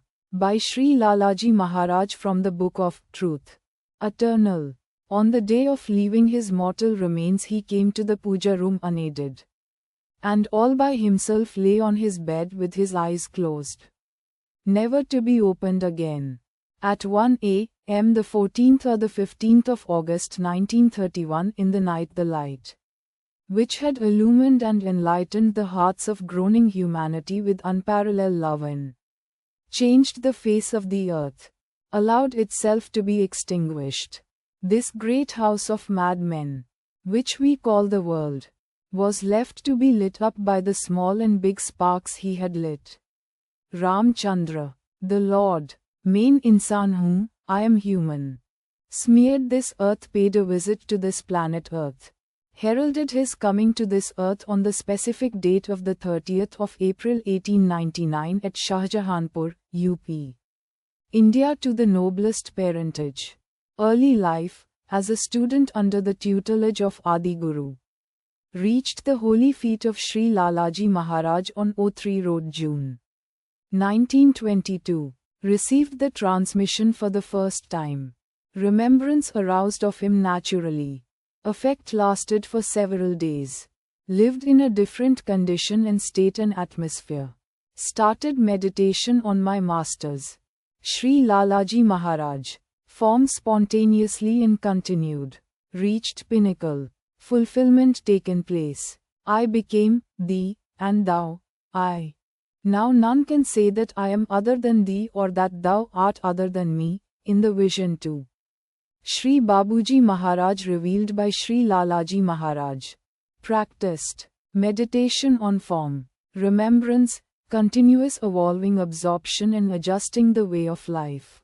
No God is there, other than He, and He is only the God. I am the only person to practice this. Started receiving the grace and transmission from Shri Lalaji Maharaj in absentia during his individual practice, during the sleep, dream state, visions and by visions, and also in deep absorbency state from different saint of different orders. It began soon after the first transmission by Shri Lalaji Maharaj given to him. Innumerable saints, different methods, different orders, continued continuously gracing him due to the kindness of Shri Lalaji Maharaj. Those saints are in body or not in body of the present times, of the past times, of the ancient times, continued till the time of Mahasamadhi of Shri Lalaji Maharaj and the transfer of mergency or becoming one with him taken place. On the morning of the 15th of August 1931, I found an utmost force or power both within and outside me, which my inner voice assured me had been bestowed by my master. My master had gone into the state of Mahasamadhi on the night of the 15th August 1931. But I had not known about it yet. This was the usual system of transfer of power, as recorded by Shri Babuji Maharaj in his autobiography. Saints of the past, yogis, prophets, rishis and founders of orders, mythological, epoch times personalities, representatives, benedictions, transmissions and grace showered upon along with their guidelines. 1. Sage Markandeya, ancient rishi. 2. Lord Hanuman, the epoch time of Ramayana. 3. Rishi Yajnavalkya. 4. Rishi Agastya. 5. Rishi Atriji. 6. Sushruta, of Vedic times. 7. Charaka. 8. Dhanvantari. 9. Lord Shri Krishnji Maharaj of Mahabharat epoch. 10. Rev. Mata Radhaji. 11. Bhishma the Great. 12. Krupacharya. 13. Bhagwan Buddha. 14. Lord Jesus Christ. 15. Prophet Muhammad. 16. Bhagavad Shri Adi Shankaracharya. 17. Chaitanya Mahaprabhu. 18. Rev. Mirabai. 19. Guru Nanak Ji. 20. Sant Kabir. 21. Shri Ram Krishna Paramahamsa. 22. Swami Vivekanand Ji. 23. Angel Gabriel. From the times of Abraham. 24. Sage of Celoni. And innumerable saints whose names were not revealed, not known, also graced him, transmitted to him and transferred their power and their grace and shared their secrets. Babuji Sahib, he spread the sheet of Brahman He revealed and unveiled the state of supra-cosmic center. He demarcated precisely the minor and major states and spheres of the state of Brahman. He marked the center. He declared the final state. He became one with the source of transmission, thereby got the control and command of transmission. He could establish the same principle in any number of people to affect the transmission. Place, time is no bar. Gender, caste, creed no bar. Nation also no bar. Marking of powerhouses in the form of knots for utilization of onward journey. Journey was declared as infinite. Marked, region of heart, region of mind, the central region, and the center, and the final state. O, region of heart, 5 circles named as region of Maya. O 11 circles of rings of ego, Ahankara, the mind region. O 7 circles of splendor, the Jyotirmay Vritta. O marked out a rhythm of living, of the rhythm of above mentioned states, and that he named as 10 commandments. O a live link with the divine is prescribed to achieve. Need to subscribe to the remembrance, constantly, continuously. O utilization of transmission, application of the transmission to harness an individual and his states, to bring forth the proper and befitting state, thereby facilitate the emergence of process of Layavastha in Brahman and to achieve the Layavastha. In Brahman, Deva, Deva, Deva, Prabhu, Prabhu, Prabhu, is the rhythm of heart which used to get expressed through the vocal cords. The sound of the vocal cord is to be translated as Deva. Deva, Deva, Prabhu, Prabhu, Prabhu, of Gurudeva Acharya Deva. When inquired with the Gurudeva whether it is possible to know Babuji Maharaj, Ram Chandra. Yes, it is possible. But mankind may need 1,00,000 of years or 1,25,000 of years may be sufficient or may not be sufficient to know about him. Still I have my own reservations that it may not be sufficient time for that great task. Then further I inquired, then what? Ah, it is possible to merge in him that can be definite and it can be certain. But knowing him is almost impossible. Benevolence oozed from his kind heart. Wetness swelled in his eyes for my innocence or my ignorance. God doesn't possess mind. Mind is the tool of the man which has the power of first stir. Rather that first stir element is present in the mind. Rather that small element taken of the first stir taken the form of the mind. God's intellect is Samarth Guru. The first stir, the intellect, the God, Almighty and the ultimate in human form is Ram Chandra. The I is nothing but He alone, and the He is nothing but the God Almighty, and the God Almighty is nothing but the ultimate. The ultimate in human form is Ram Chandra, and Ram Chandra says, Main insan hoon, I am human. In form worship of the ultimate is merging in him, for which a proper and fittest offering is the heart to him. Merge in his heart by way of offering my heart, is the worship. Region of heart, region of mind, central region, the center 23 spheres plus the center. 5 spheres of Maya, 11 spheres of ego, 13 spheres of splendor, region of center and center plus 07 knots plus final state equals the ultimate. This is the nearest explanation, which can be moved by the wink of his eye. Sair kar liya, sair pura hui, लौट गए अपनी मकान को.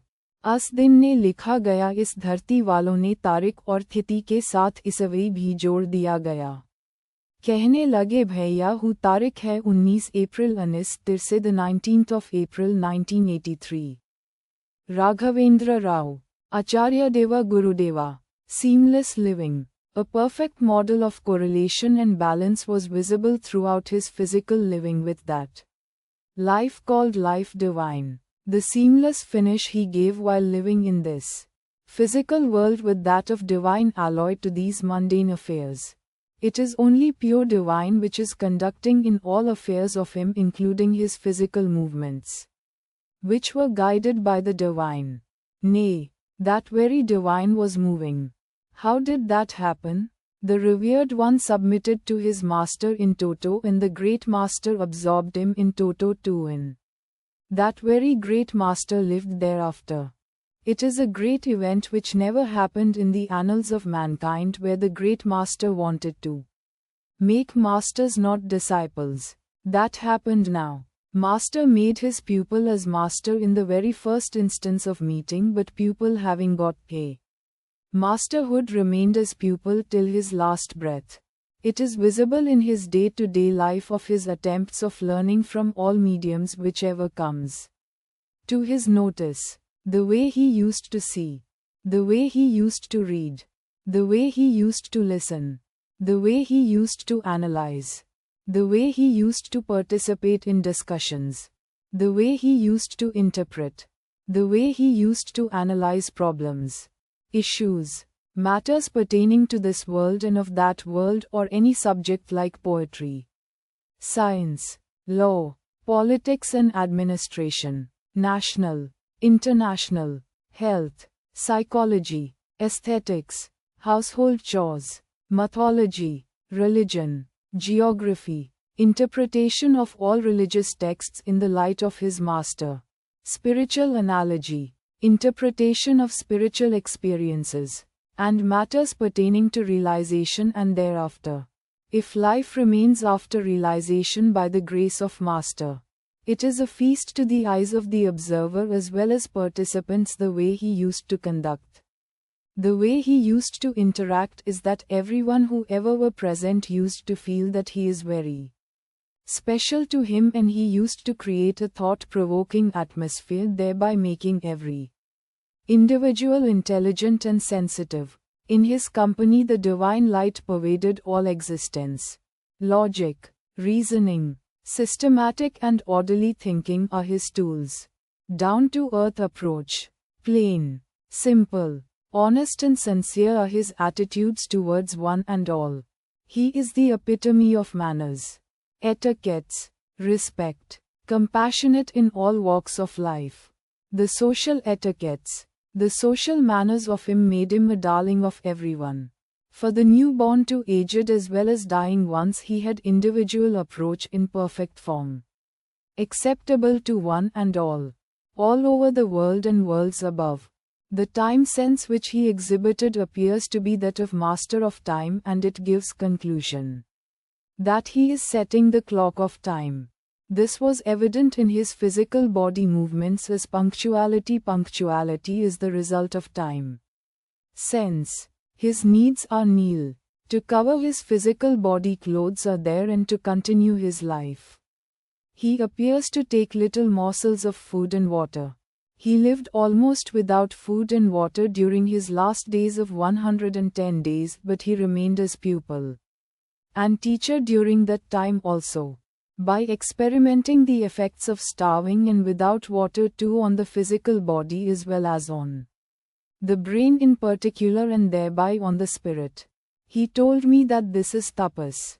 He concluded that particular type of sadhana by undergoing himself, and mastered it and properly set it for the posterity.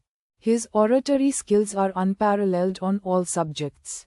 The knowledge, like the Ganges, flows from him as if descending down to this earth first time in its purest form through his vocal cords. From his mane of enlightenment the divine light emits and spreads to all the nooks and corners, and it used to take charge of every animate and inanimate existence amid occurrence of pranahuti, which was a natural phenomena. He always guided everyone to see and realize Master in their own hearts, but his Master realized in him, and he not only saw his Master in him but also in every abhyasa's heart and in all manifestations. His organization methods are informal and loving, or so naturally organized, giving complete freedom of thought and action to the doers of work. but yet to have the feeling that everything and all accomplishment and work are taking place by the grace of Babuji Maharaj. This special way he used to weave the organization covering and involving one and all. Single-handedly he created centers throughout India and in particular South India and abroad. He was the source of selflessness and zeal and spirit and used to affect one and all in his association. Encouragement flows from him to all continuously in all pursuits of the abhyasas. Even the most downhearted one will be lifted in spirits and hope restored and courage bestowed. Just by his company, his language and utterances are soft and soothing. Precise, direct and clear are the ways he adopted while communicating. Care and love as natural partners in the conversation. All the good and merits are my master's and defects and faults are mine. He used to say that if anyone wants to find faults and defects in him, at the most he can find 3 or 4, but if it could be of some help in abhyasas practice then he can write and give pages. See how he guides everyone's attention and faculty only for the purpose for which the abhyasi came in, and reminding one and all that the time and thought power and process are precious and to use them carefully and achieve the goal of life at the earliest. How much is the importance to practice and goal of life to be given? This is the question put to Shri Babuji Maharaj. The answer from him is, as if you are going to die in the next minute, by remaining at the holy feet of Param Pujya Shri Babuji Maharaj. Our revered one declared by his living that to be at the holy feet of Shri Babuji Maharaj is the only place for one and all. Call of the beloved was issued forth. The making of lover is in making began and manifested and birth taken place on the 19th of March 1925. Named as Raghavendra. Met the beloved. Beloved realized the lover and the lover get to know that he is the lover and he is the beloved. And it began as love at first sight on the 22nd of October 1955 Shahjahanpur, the first meet. The saga of love invealment recorded as a declaration of perfect union, Layavastha in Brahman. In the year 24th February 1969. This invealment was recorded as a spiritual invealment. Union dissolved. Dissolution occurred. Physical mortals consigned to the flames. Visit of the lover to be with his beloved on this planet Earth got concluded on the 10th of April 2006. My Acharya Deva Mahatma Samartha Sadguru. Parma Pujya Shri Raghavendra Rao Sahib. Love at first sight, the process of I, becoming, he, completed. Emerged he alone. That he is Ram Chandra. That is the transformation happened. Occurred at the very first meeting of Raghavendra with Ram Chandra. Soon after, the correspondence began with Ram Chandra. Shri Babuji Maharaj. A firm link was established. The state of love, lover and beloved was emerged fully. When gone through, after the receipt of the writings of Shri Babuji Sahib, the seeking heart, which was the abode, the sanctum sanctorum of the pure divine is realized. Ram Chandra, the ultimate in human form, lived thereafter. And the process of revealing sets into motion. Slowly and gradually unveiling, unfolding and unfurling himself by the process of permeation and pervading. The meaning and understanding of the expressions of Shri Babuji Sahib in those sacred treatises cast a spell upon his pristine pure human mind and also upon clear crystals of understanding. That understanding, that crystal-like understanding with the force of a surge, presented and existed as awareness of the pure divine. In that form of awareness, the divinity presented itself as complete form of divinity as the conscience. That conscience form of divinity made a pathway to the ultimate. That pathway was filled with the divine light, that ultimate in the human form is Ram Chandra. That process of revealing with the unveiling, enfoldment and unfurlment of Ram Chandra during the so-called period of practice was noted by Shri Babuji Sahib himself in the correspondence by mentioning every unveiling, enfoldments and infurlments by time, date and year, up to the beginning of the state of Layavastha in Brahman. He was granted the full preceptorship permission to transmit the transmission, the pranasya, prana, with the complete control and total command upon the transmission, in entirety, being given to him, and he is the master of that. The spirit remains. Divinity continues. Divine, the source. The divine light is the cause. The ultimate is the basis. Hence, Raghavendra became the conscience, pranya, to lead, to train, to shape, to make an individual seeker as proper and befitting. The voice of Raghavendra, the eyes of Raghavendra, the mind of Raghavendra, the heart of Raghavendra, the spirit of Raghavendra, the awareness of Raghavendra, the conscience of Raghavendra and the mane of Raghavendra alone had heard, seen, felt and lived of Ram Chandra, and presented Ram Chandra alone to the world. Make the practice your own. Make him your own, and let him make you his own. The process of revealing of Layavastha in Brahman in Mahatma Samartha Sadguru Paramapujya Shri Raghavendra Rao Sahib, culled from the letters written by the Lord Shri Ram Chandra, Shri Babuji Sahib, to Shri Raghavendra Rao Sahib. 1. Letter dated the 3rd of March 1955. In this first letter, Shri Babuji Maharaj had tendered his help to Shri Raghavendra Rao Sahib in his spiritual practice. 2. Letter dated the 12th of October 1955. Shri Raghavendra Rao Sahib started practice of meditation. 3.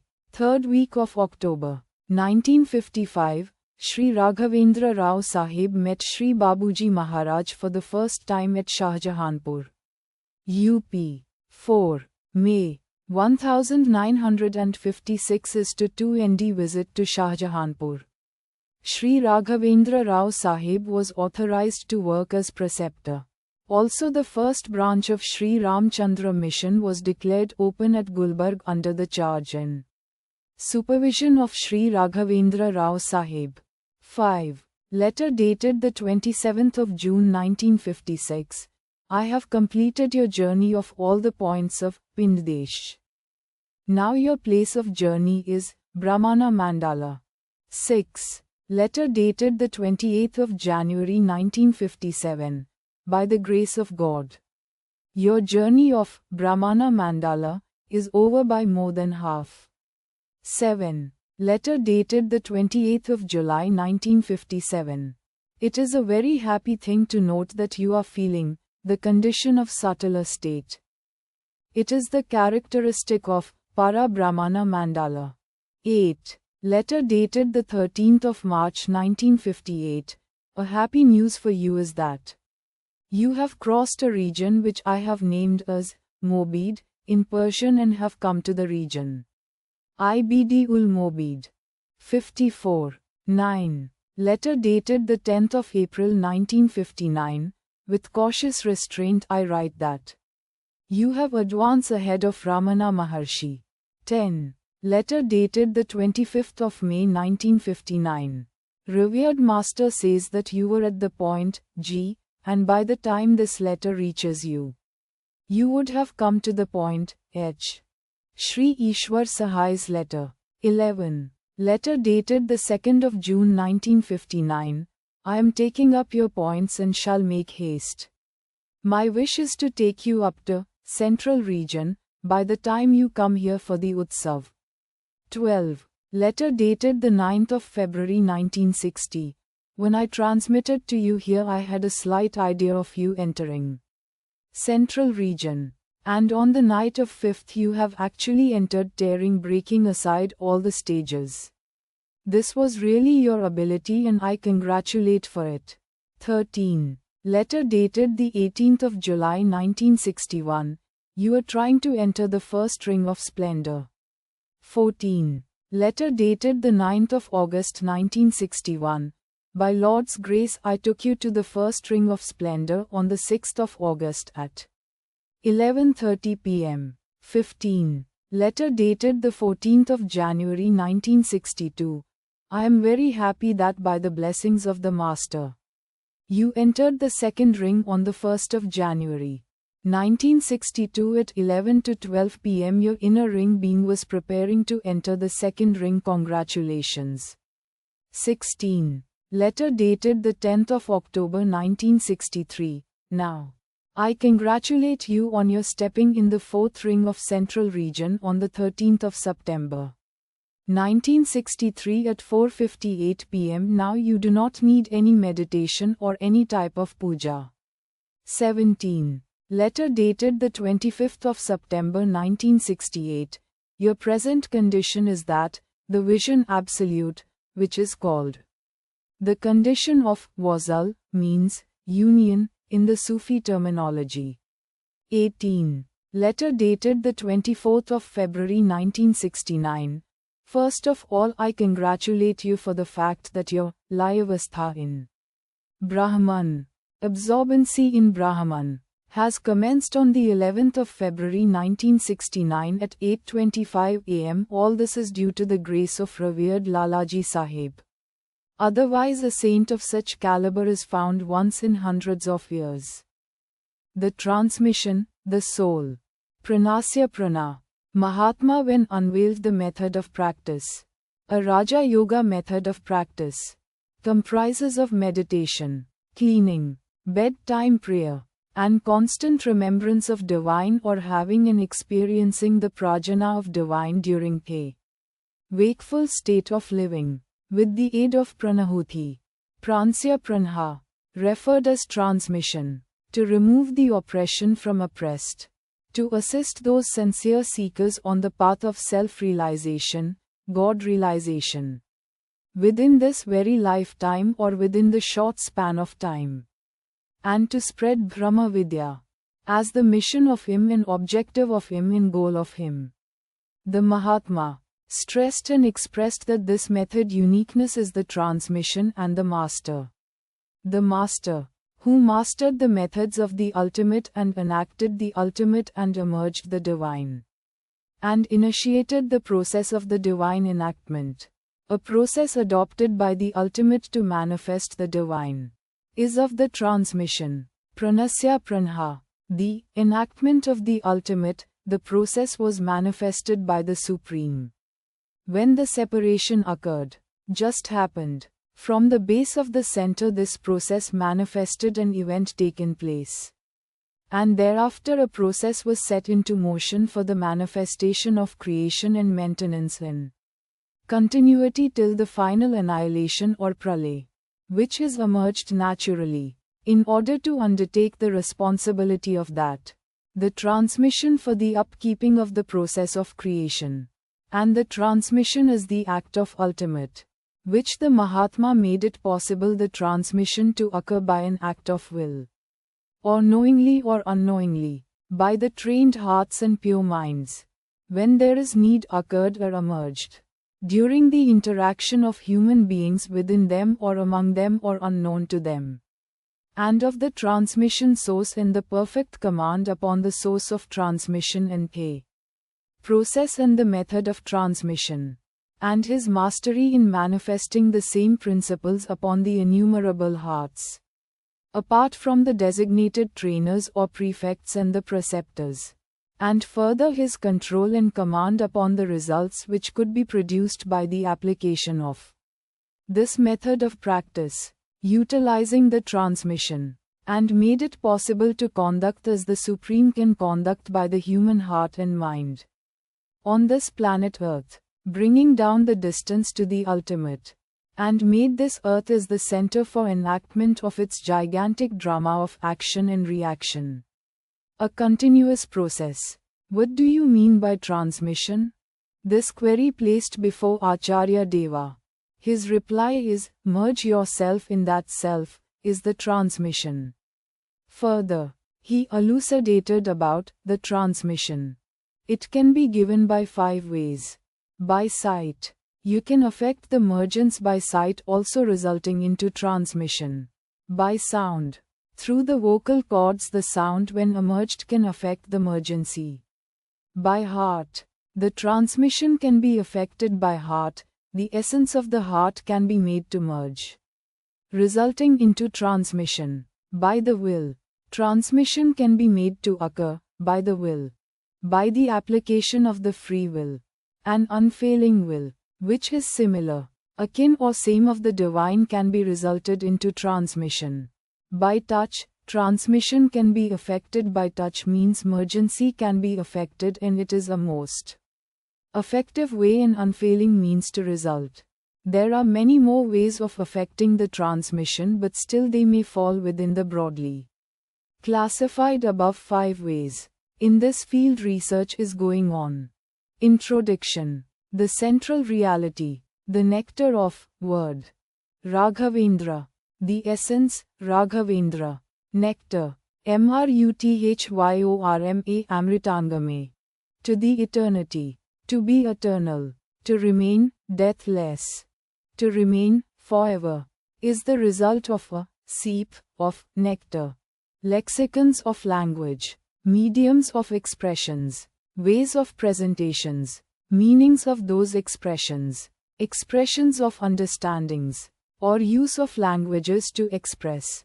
In any form is that alone which is the basic substance, and that substance is the nectar. That nectar is the word of Raghavendra, and essence is the essence of Raghavendra. It is the nectar. It is the essence, and that is Raghavendra, which is the substance, and it is the only thing that came to my lot, and I have nothing more, nothing less, and only thing that is there is Nama of Raghavendra, and that is from which everything is born, from which everything is sustained, of which everything becomes. That very Nama converts itself as Namamrita, and that very Nama transforms as Namasaramruta, whether it is the form of meditation, cleaning, prayer, affirmations, explanations, understanding, comprehension, or any other forms of expressions or practices are born out of the word of Raghavendra only. And it is the essence. Purnamada Purnamidam Purnit Purnamudachyet. Purnashya Purnamadaya Purnamevavashishyet. Ishavasya Upanishad. Part of Shukla Yajurved. Dhyan Moolam Gura Murtihi Puja Moolam Gura Padam Mantram Moolam Gura Vakyam Moksha Moolam. Gurur Kripaha. The heart. This is the center, from where the command flows, a 5-letter word. A wonder, a beauty, of unparalleled importance in the life of human beings. The depth of heart is unfathomable, and cannot be anchored in, which can contain all the oceans put together, and still it has a place left for something, and the appearance is so deceptive.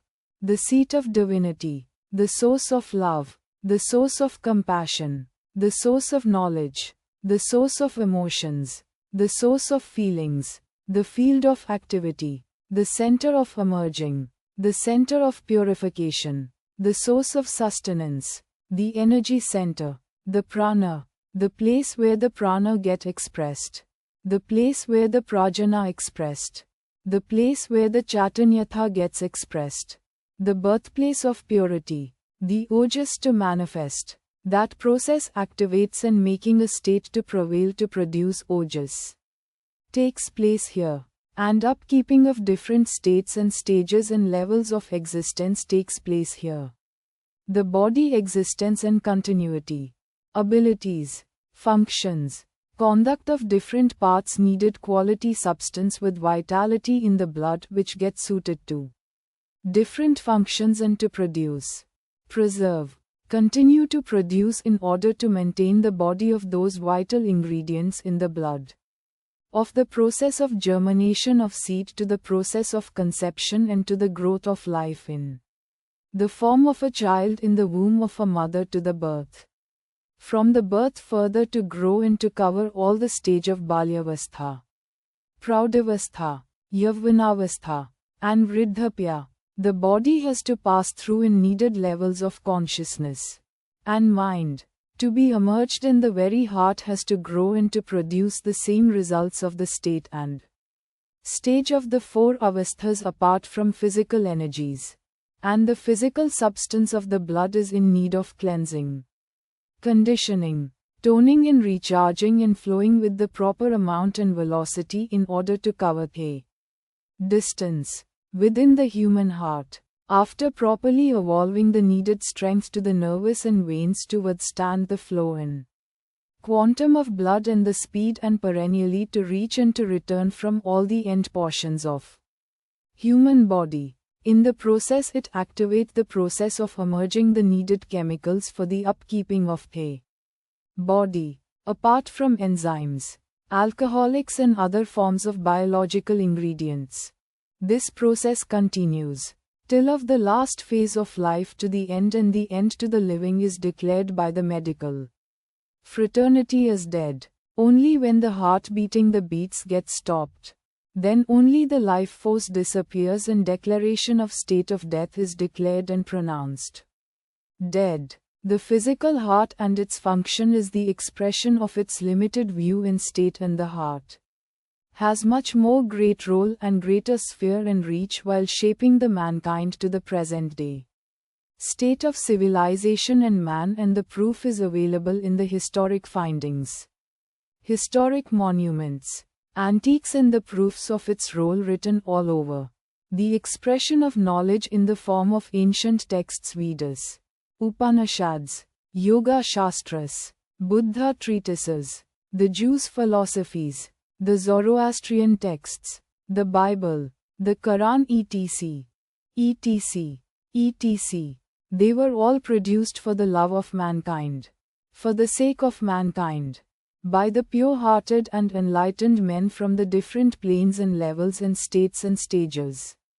They were expressed in the pure hearts with only purpose of shaping and directing the mankind to evolve in a right direction. The expression of pure heart, where it is called wisdom and vision, is also present in the form political philosophies, state of administration, economics, health, chemistry, maths, astronomy, building constructions, mining, industry and so on and so forth. These all subjects are dealt with the pure heart and clear mind and sound body. Because wisdom is to be felt and vision is to be interpreted. Just turn to the heart and engage the mind with the Smaran. Ram Chandra. The method of Ram Chandra. Layavastha in Brahman. To be one with the ultimate. In form worship of the ultimate in human form is Lord Ram Chandra. As revealed by my Acharya Deva Mahatma Shri Raghavendra Rao Sahib of Raichur. Role of the seeker. To become proper and befitting to achieve the purpose of human life. Role of the method. To provide the means to become proper and befitting. Role of the trainer. To make you proper and befitting and present you to the Brahman for the grant of Laya. The goal of human life. Layavastha in Brahman, to be one with the ultimate, and the ultimate in human form is Lord Shri Ram Chandra, Shri Babuji Maharaj, i.e., the in-form worship of the ultimate. Practice in action is faith. Faith in action is practice. Devoted, dedicated and a loveful heart is required for the faith in action. Meditation is the process. Meditation is the means. Meditation is the method. Meditation is the vehicle to reach the objective or the goal. Note: before every individual meditation session of yours, please read the guidelines, affirmations, the prayer and the comprehension. Without fail, though memorized and by-hearted, still read it carefully, understand diligently and thereafter adopt and practice. For the detailed meanings and comprehension, please refer to the explanations. Practice of meditation. Directives to abide. 1. Be at ease. Be comfortable. Be natural. And close your eyes. Sit in an easy posture in an airy place with proper light. Then, just turn to the heart, gently. The heart means where you feel lub-dub. 2. Meditation. Begin your meditation with heartfelt love and devotion, with the prayer and affirmations. Acquire, feel and experience the state of prayer, and each and every affirmation. Continue the meditation. 3. Before every individual meditation session of yours, please read the guidelines, affirmations, the prayer and the comprehension. Without fail, though memorized and by-hearted, still read it carefully, understand diligently and thereafter adopt and practice. For the detailed meanings and comprehension, please refer to the explanations.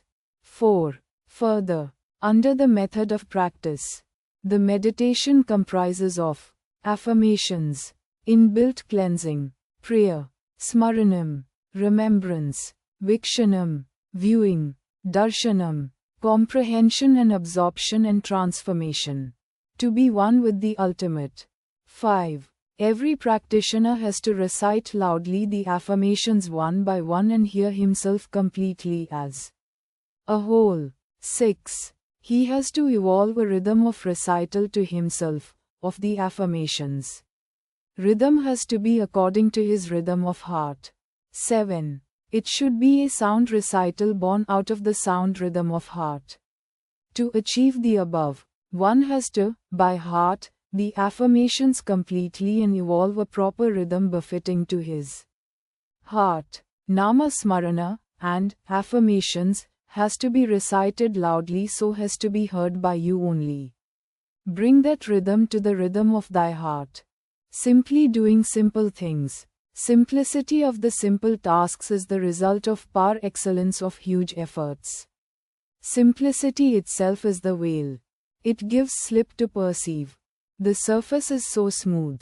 You slid. No tangible grip to hold. Hence we miss the bus. Understanding becomes non-existent, i.e., the destination. As we miss the bus, we cannot reach the destination. Simple tasks is the result of huge efforts par excellence of sound mind. Sharp intellect. Intelligent doing. To understand, let us examine the elucidation of a simple event of games. To throw the ball. To catch the ball. To hit the ball and run is all what I understood cricket is. Take the stick. Hit the ball. Make a goal is all involves in the game of hockey. Take the ball. Make the goal, that is all about football. To hit the ball is all about tennis. The simple acts of the game born out of most complex, complicatedly interwoven conditions. So simplicity or simpleness is always a smooth tip of the iceberg only. Everybody without exception can do the above tasks. They can catch the ball. They can throw the ball. They can hit the ball. And they can run. They can hold the stick. They can make a goal. They are all simple tasks. All are capable of doing. But if you ask them to do in a specific way under the situation of the circumstances, only few can do that. Why? To do in a specific way is all about. Specific way gives birth for learning, understanding, studying and doing while applying. It means teaching is essential and training is a must. Repetitive doing continuously is called practice.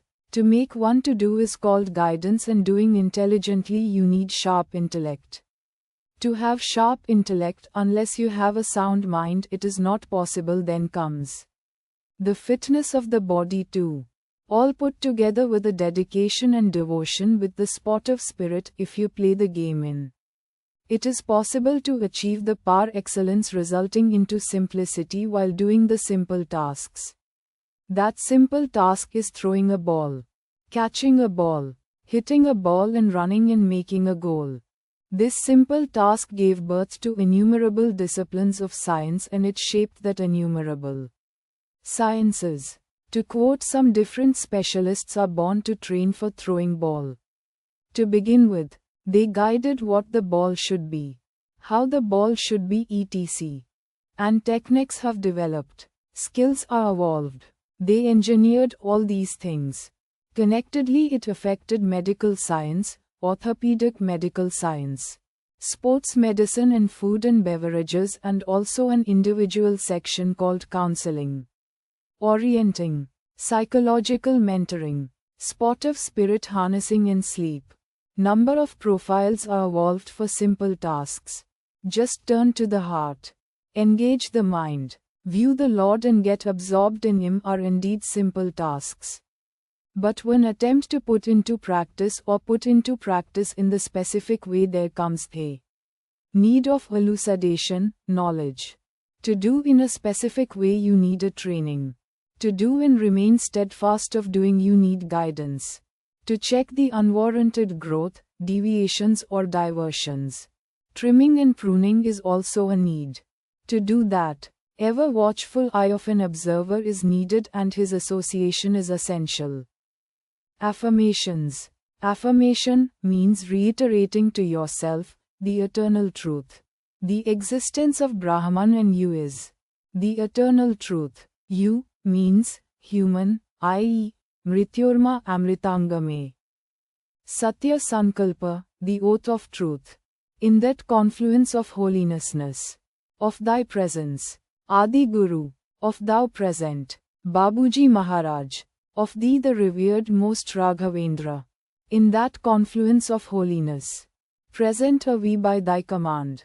Accordeth is thee, may to adopt. Of thee the revered most's revelation. Of the meditation. Of the practice of affirmation. With the prayer of submission. To be one with the ultimate. Inform worship of the ultimate. The method of Ram Chandra. The beginning made. At the onset of conclusion of the meditation revisited their holy presence. Revision of the holiness, a submission was made. Grant obtained of nullification of lapses in adoption of the practice. Please strengthen my resolve not to repeat the same. Make me steadfast on the path. I pray to thee to accord the same. With the prayer, I conclude the session. Recitation with the devotion is the surest means to experience the presence of Gurudeva, who is already present with you, while you gently turning to the heart, a couple of times, till the devotion is filled up to the brim of the heart.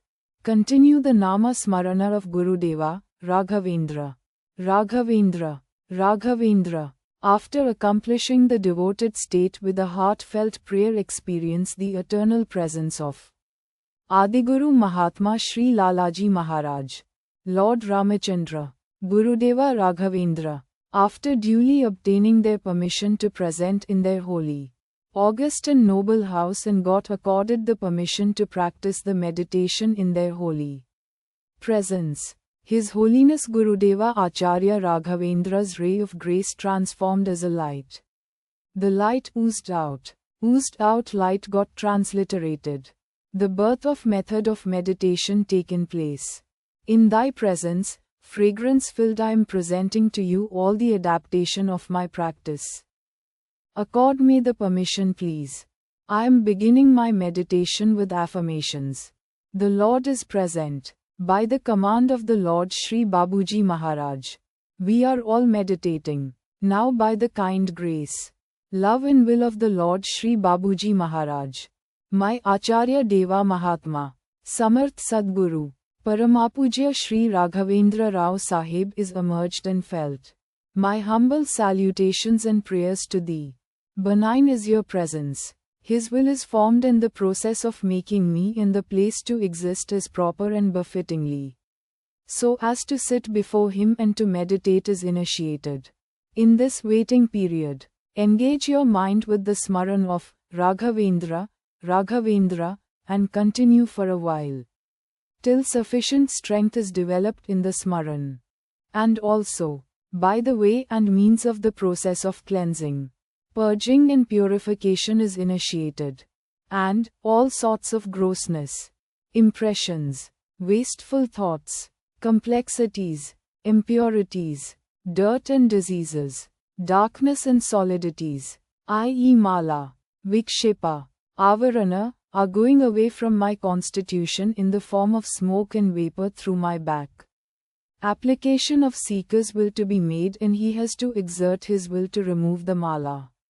Vikshepa, avarana, by taking out from the end portions of his body and throwing away from his back.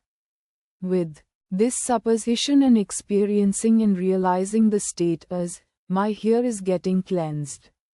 My here is cleaned. I am getting cleansed and cleaned. The place is also getting cleansed and cleaned. This initiated process of making me and the place to exist as proper and befittingly, so as to sit before him and to meditate, is completed. The state is emerged, felt and continued. It is the Lord Shri Babuji Maharaj who is conducting this meditation session in form and real. I am sitting before him and I begin the meditation. By that very commandment of the Lord Shri Babuji Maharaj, we are all being seated in the ocean of his grace and meditating, and the grace is flowing in a form of silent currents through us. The flowing grace is flowing and taking away all sorts of impurities and wasteful things from us, as well as from the place. We are getting cleansed and we are cleaned. The place is also getting cleansed and the place is cleaned. We are getting purified. We are purified. The place is also getting purified and the place is purified. After purification, the flowing grace is flowing and filling us and the place with the purity, sanctity and divinity. We are getting filled. The place is also getting filled.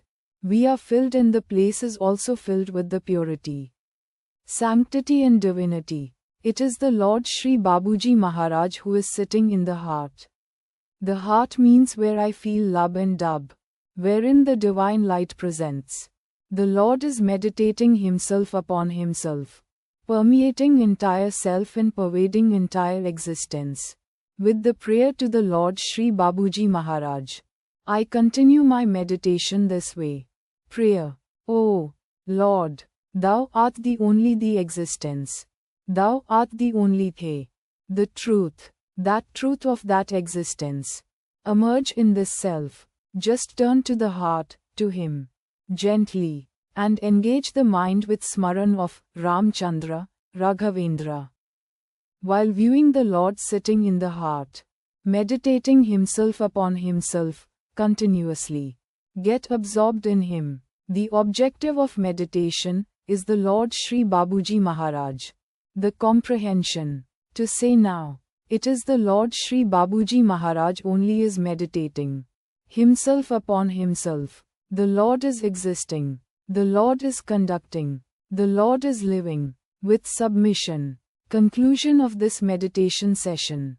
Having received the grant of meditation with a gratitude, gratefulness-filled heart, I reach again to the holiness, holy presence. I reiterate to myself their presence and I humbly submit my completion of adaptation and meditation.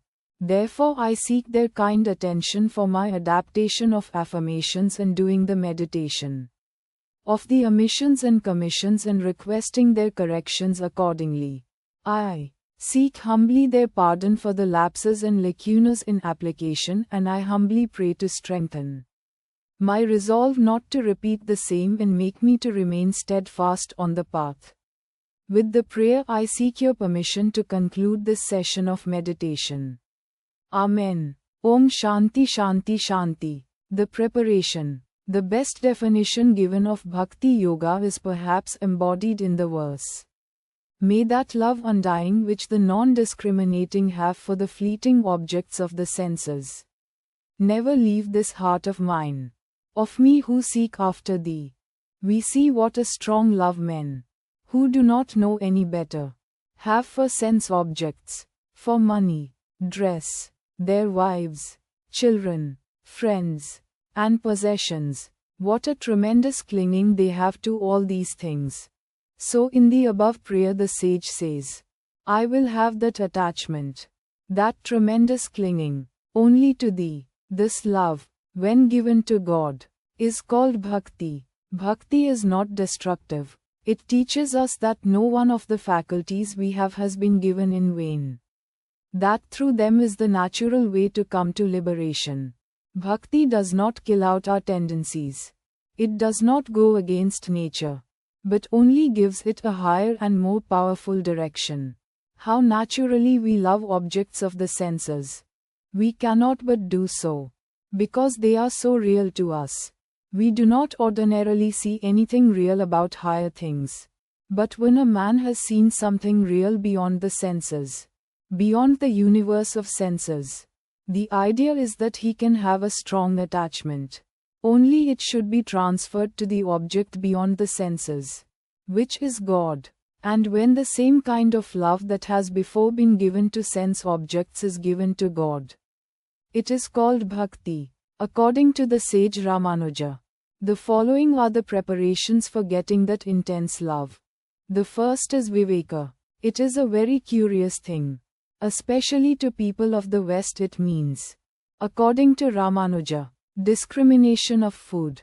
Food contains all the energies that go to make up the forces of our body and mind. It has been transferred, and conserved, and given new directions in my body. But my body and mind have nothing essentially different from the food that I ate. Just as the force and matter we find in the material world become body and mind in us. So, essentially, the difference between body and mind and the food we eat is only in manifestation. It being so, that out of the material particles of our food we construct the instrument of thought. And that from the finer forces lodged in these particles we manufacture thought itself. It naturally follows that both this thought and the instrument will be modified by the food we take. There are certain kinds of food that produce a certain change in the mind. We see it every day. There are other sorts which produce a change in the body, and in the long run have a tremendous effect on the mind. It is a great thing to learn. A good deal of the misery we suffer is occasioned by the food we take. You find that after a heavy and indigestible meal it is very hard to control the mind. It is running all the time. There are certain foods which are exciting. If you eat such food, you find that you cannot control the mind. It is obvious that after drinking a large quantity of wine, or other alcoholic beverage, a man finds that his mind would not be controlled. It runs away from his control. According to Ramanuja, there are 3 things in food we must avoid. First, there is jati, the nature, or species of the food. That must be considered. All exciting food should be avoided. As meat, for instance, this should not be taken because it is by its very nature impure. We can get it only by taking the life of another. We get pleasure for a moment, and another creature has to give up its life to give us that pleasure. Not only so, but we demoralize other human beings. It would be rather better if every man who eats meat kills the animal himself. But, instead of doing so, society gets a class of persons to do that business for them. For doing which, it hates them. In England no butcher can serve on a jury. The idea being that he is cruel by nature. Who makes him cruel? Society. If we did not eat beef and mutton, there would be no butchers. Eating meat is only allowable for people who do very hard work, and who are not going to be bhaktas. But if you are going to be bhaktas, you should avoid meat. Also, all exciting foods, such as onions, garlic, and all evil-smelling food, as sauerkraut, any food that has been standing for days, till its condition is changed. Any food whose natural juices have been almost dried up, any food that is malodorous, should be avoided. The next thing that is to be considered as regards food is still more intricate to Western minds. It is what is called ashray, i.e. the person from whom it comes. This is rather a mysterious theory of the Hindus. The idea is that each man has a certain aura around him, and whatever thing he touches, a part of his character, as it were, his influence, is left on it. It is supposed that a man's character emanates from him, as it were, like a physical force, and whatever he touches is affected by it. So we must take care who touches our food when it is cooked. A wicked or immoral person must not touch it. One who wants to be a bhakta must not dine with people whom he knows to be very wicked, because their infection will come through the food. The other form of purity to be observed is nimitta, or instruments. Dirt and dust must not be in food. Food should not be brought from the market and placed on a table unwashed. We must be careful also about the saliva and other secretions. The lips ought never, for instance, to be touched with the fingers. The mucous membrane is the most delicate part of the body, and all tendencies are conveyed very easily by the saliva. Its contact, therefore, is to be regarded as not only offensive, but dangerous. Again, we must not eat food, half of which has been eaten by someone else. When these things are avoided in food, it becomes pure. Pure food brings a pure mind, and in a pure mind is a constant memory of God. Let me tell you the same thing as explained by another commentator, Shankaracharya, who takes quite another view.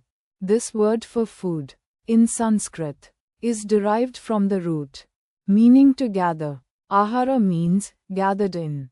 What is his explanation? He says, the passage that when food is pure the mind will become pure really means that lest we become subject to the senses we should avoid the following. First, as to attachment, we must not be extremely attached to anything excepting God. See everything, do everything, but be not attached. As soon as extreme attachment comes, a man loses himself. He is no more master of himself. He is a slave. If a woman is tremendously attached to a man, she becomes a slave to that man. There is no use in being a slave. There are higher things in this world than becoming a slave to a human being. Love and do good to everybody, but do not become a slave. In the first place, attachment degenerates us individually, and in the second place, makes us extremely selfish. Owing to this failing, we want to injure others to do good to those we love. A good many of the wicked deeds done in this world are really done through attachment to certain persons. So all attachment excepting that for good works should be avoided. But love should be given to everybody. Then as to jealousy, there should be no jealousy in regard to objects of the senses.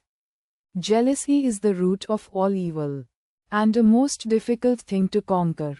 Next, delusion. We always take one thing for another, and act upon that, with the result that we bring misery upon ourselves. We take the bad for the good. Anything that titillates our nerves for a moment we think as the highest good, and plunge into it immediately, but find, when it is too late, that it has given us a tremendous blow. Every day, we run into this error, and we often continue in it all our lives. When the senses, without being extremely attached, without jealousy, or without delusion, work in the world, such work or collection of impressions is called pure food. According to Shankaracharya, when pure food is taken, the mind is able to take in objects and think about them without attachment, jealousy or delusion. Then the mind becomes pure. And then there is constant memory of God in that mind. It is quite natural for one to say that Shankara's meaning is the best. But I wish to add that one should not neglect Ramanuja's interpretation either. It is only when you take care of the real material food that the rest will come. It is very true that mind is the master. But very few of us are not bound by the senses. We are all controlled by matter. And as long as we are so controlled, we must take material aids.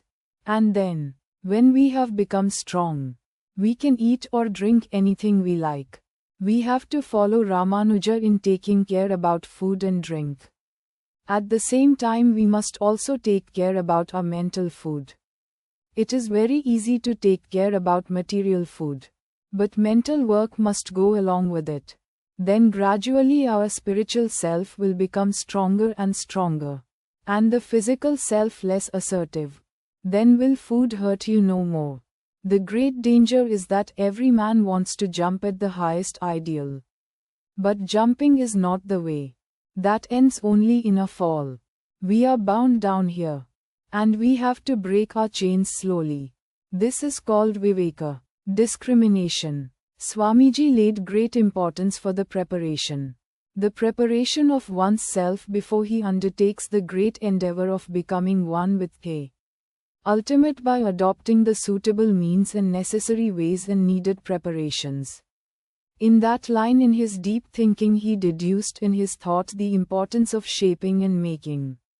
To begin with the physical needs, the food, the thoughts, the mind, the psyche and the spirit, as well as the desires, and he guides us to develop a cautious approach to our senses, attachments and clinging for the pleasures in order to evolve the purity into remain pure with the external aids help or material aids help. Then we become strong and remain steadfast upon the path.